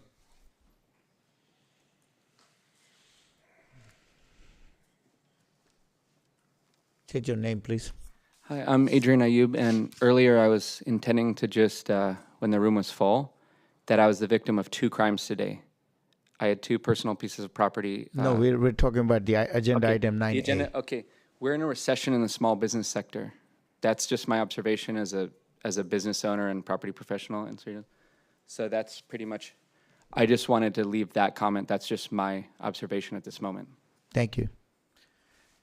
Anyone else in the audience like to speak on this item? Seeing none, I'll close the public comment period and bring it back for the council. Excuse me, Mayor, if I may make Oh, you a had- comment regarding the written correspondence received? Yes. Thank you, Mayor. Prior to the meeting, the City Council received full text and redacted copies of 3 written comments submitted for this item prior to the deadline. Requests for copies of written comments can be made to the Office of the City Clerk during regular business hours. Thank you. Okay, council questions. Comments, questions? Go ahead. Thank you, Mr. Mayor. Thank you, Mike, for this very great report on the strategic plan. I am happy that we had a chance to really talk about what I shared with you. I'd like to see us adopt all 8 goals. I know it's a lot. That's something I'd like to see. As for goal number 1, I also like to include in there the enhance the retail theft prevention. That was in our previous strategic plan. Under goal number 2, I'd also like to see that they still include our streets, our arterial and residential streets be included as well. On goal number 3, another thing I hope that we can also adopt is that we retain businesses. Some are leaving. I know of a couple of businesses that left Cerritos Town Center, went to Long Beach Town Center, so that's not good for us. Also on goal number 4, I also too would like to see an increase in the city's social media presence. And under goal number 7, improving community communications, I'd like for us to consider e-news via email. I know the city of Lakewood does it, but they have a database of emails and they actually send all their updates, e-news via email. And on goal number 8, regarding our parks and recreation, that we also look into repairing our playground equipment and addressing the programs that are impacted. Those are just my thoughts. Thank you. Thank you. Anything from Frank? No, thank you. Okay, John? Yes, I'll share some of my comments. Of course, all those goals, like you said, are priorities, but we have to list them in order of importance. So they're all important to me. And you're saying if everything's important, nothing's important. But I'm glad we just have 8. Of course, there's a lot more out there that may affect certain groups and individuals in our city. But this is an overall picture of our city. Enhancing public safety, that's automatic. That's not an issue that I don't think that we're not going to address. We will address that. But all the stuff that we have here, reality is if we don't focus on goal number 5, which is attract and retain a highly skilled workforce, we can't really maintain a lot of that stuff without the employees that we need to work in these areas, right? We need employees to do all that, to provide that service to our community. And all those goals are great, and they're very important. But our biggest issue right now is staffing. And because I'll tell you right now, every time we ask for something, the response back is staffing. So we want more public safety, right? The response back is, why can't we have 100% capacity here in the Sheriff's Department for Cerritos because of staffing? We're down a third of bodies at the county sheriff's level. Why can't we access and maintain infrastructure because of staffing? Our economic development, why can't we attract more? No, our staffing, there's not enough people to work. Improve technology. Aaron over there, he needs probably more help to do all the stuff that we want. Staffing. So all of that is important, but what I think we need to start bringing back our workforce and then also help our employees to make sure they are supported, they have the resources to do all the work. And so a while ago, I've always said that we need to make sure that we provide funding to hire more people in our city, and attract more employees to our city. And how do we do that? And I know we're working on that. So to me, that's pretty important. to allow for all the other goals to be accomplished. So thank you. Chung, then would you like to move number 5 up to number 2? After that public comment meeting, no, I'd like to leave public safety at number 1. No, no. No, He's no. talking about from number 2 to number 5. Number 2. Oh, I thought you said. No, No. I'm good with moving it anywhere, but I think, like I said, these are goals, not listed priorities, right? These They are are. these are we're gonna try and affect 1 first before 2. That's not. I hope that's not the case. No, think I all- don't. I don't think that you have to take them in any order in terms of finish one before you Yeah. go on to another one. They're all priorities if that's what you adopt. But certainly you could give your staff direction and us And on then this you- plan that, for example, if public safety is number 1, you tell us that's what it is. Yeah, and we kind of did that in our beginning of the year, our goals and all that. This is a more in-depth information for us to dive into. Like I said, I think all of them are important. Oh shoot, what happened here? Okay, I'm good with moving it up just to show that we need that and make sure that our employees have the resources. But it doesn't mean that we should not apply the same effort on the others. You know what I mean? So we've said 8 is important. Let's keep all 8 as important to us. And you said they're all different departments and divisions. I wouldn't say all, but They fall. So for example, while public safety will take a concerted effort on the part of the entire organization, the impacted department is public safety department.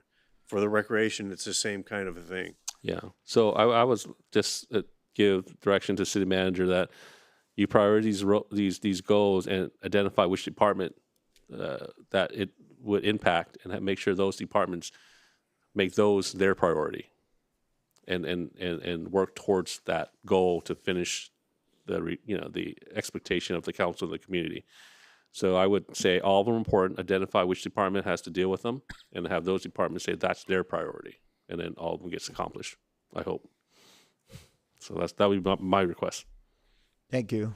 I just echoed Mayor Pro Tem Vo and Councilwoman Linda Johnson said that I think all these goals are important, but the number 1 you just heard today, Mike, the safety is a number 1. We got to work on that number 1, and the staffing. You know, I know some of the one of the residents on the public comment did say that why are we not opening the library on time like we used to? And again, your question probably is staffing, but can we take a look at that? That's all separate issue, but we do need to look at the swim center and the libraries hours and see if we can get back to what was the original timing were. And I'll just add one more thing. I know that one of the issues with staffing is just our budget, right? How do we provide the resources to pay for staffing and all the requests that we have? So it's not listed on here, but one of the things is that, how can we develop, and I think this is one of the goals that we had at the beginning of the year, is find ways to increase revenue. So it's not on here, but I know that's one of the council goals at the beginning of the year. So find a way to increase revenue for our city so that we can provide all this. Thank you. We could certainly add that as a Part of the economic specific development. item under goal number 3, correct? Yeah. Okay, thank you. Thank you. Okay, I guess we believe we need to vote on this from council.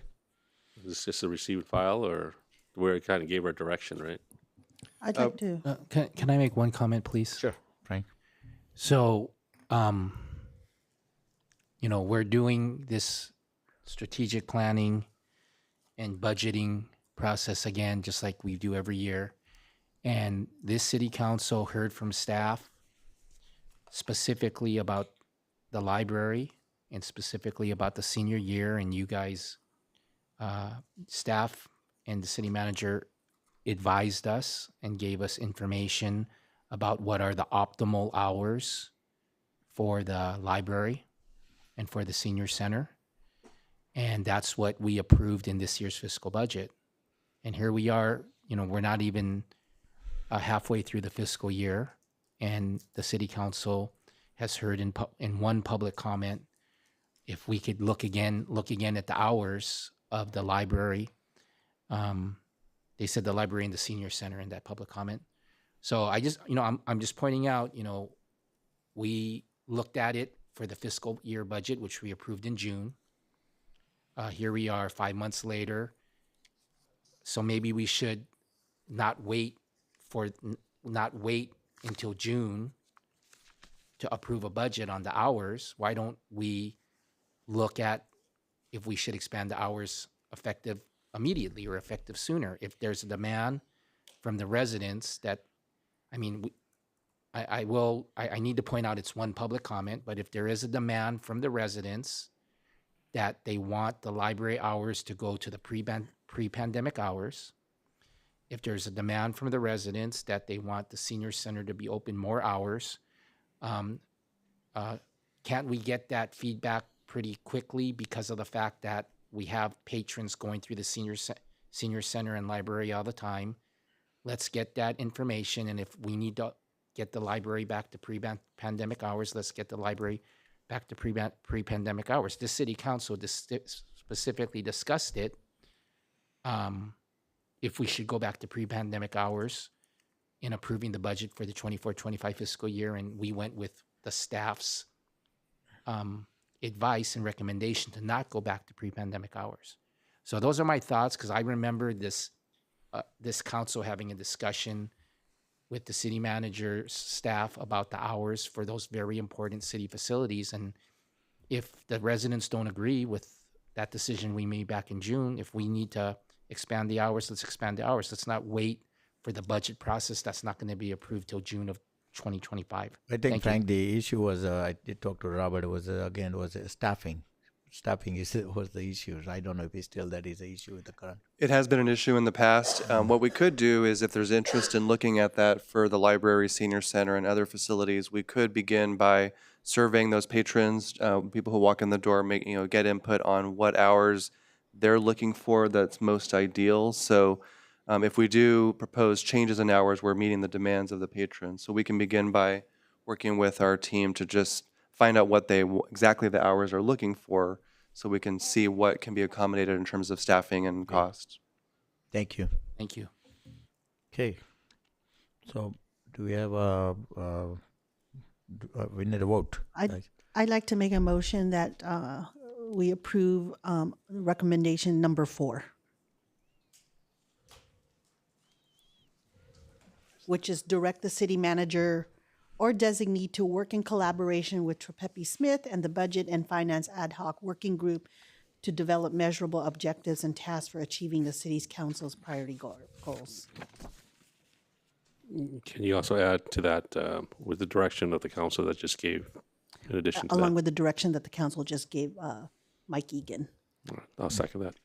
Okay, we have motion and second. Do we have a vote?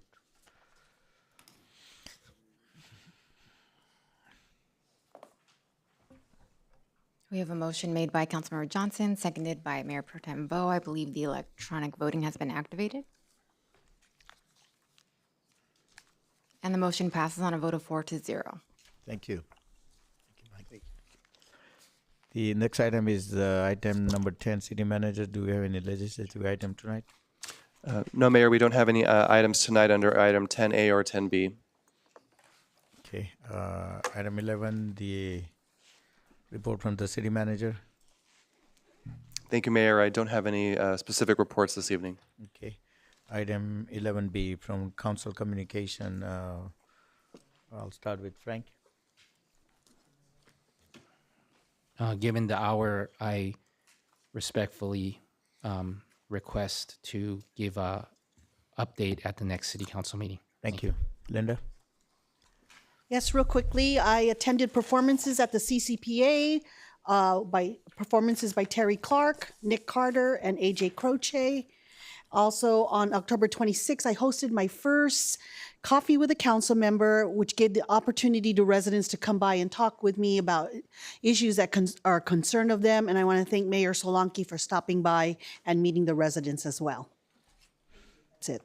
Thank you. Mr. Wolf? Thank you, Mayor. I'll go ahead and refrain from any of my reports for since the last council meeting. However, I just want to remind everyone that tomorrow is the election day. If you haven't voted yet, please vote, and you have until, I believe, 8 p.m. tomorrow to do so, either in person or drop off your ballot at one of the ballot boxes.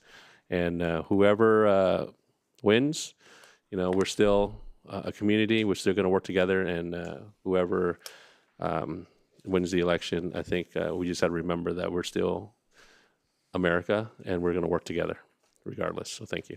Thank you. Okay, I'd like to highlight two upcoming events for the city. We'll be hosting in coming weeks. The first, I'd like to invite community to attend the city's Veterans Day ceremony, which will be taking place next Monday, November 11, at Civic Center. The formal ceremony will begin at 10 a.m. with prelude music by Cerrito College Community Band beginning 9:45. And here's a flyer for that, so everybody can see it. Okay, next item is the December 2nd. The city will host our annual Christmas tree lighting ceremony. The event will take place here in the Cerrito City Civic Center on Monday, December 2nd from 5 to 7 p.m. and will include special appearance from Baisana. And there's a lot of many other events and entertainments. Here's a flyer for that. All right, with that, the next item is the city attorney will please announce the closed session items. Yes, thank you, Mayor and members of the council. Tonight we have 5 closed session items on the agenda.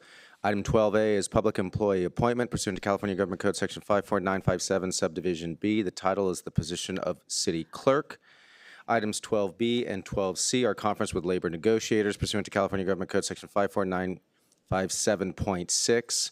Agency negotiators, Robert A. Lopez, City Manager, Drew Schneider, Director of Administrative Services, Amy Thomas, Enterprise Services Manager, and Joseph Larson, City Attorney's Office. Item 12B is for the Employees Organization, AFSCME Local 619, and 12C is unrepresented employees full-time exempt. And items 12D and 12E are public employee performance evaluations pursuant to California Government Code Section 54957 for the titles of City Manager and City Attorney. And with that, we may recess into closed session. All right, we adjourn the special meeting and recess to closed session.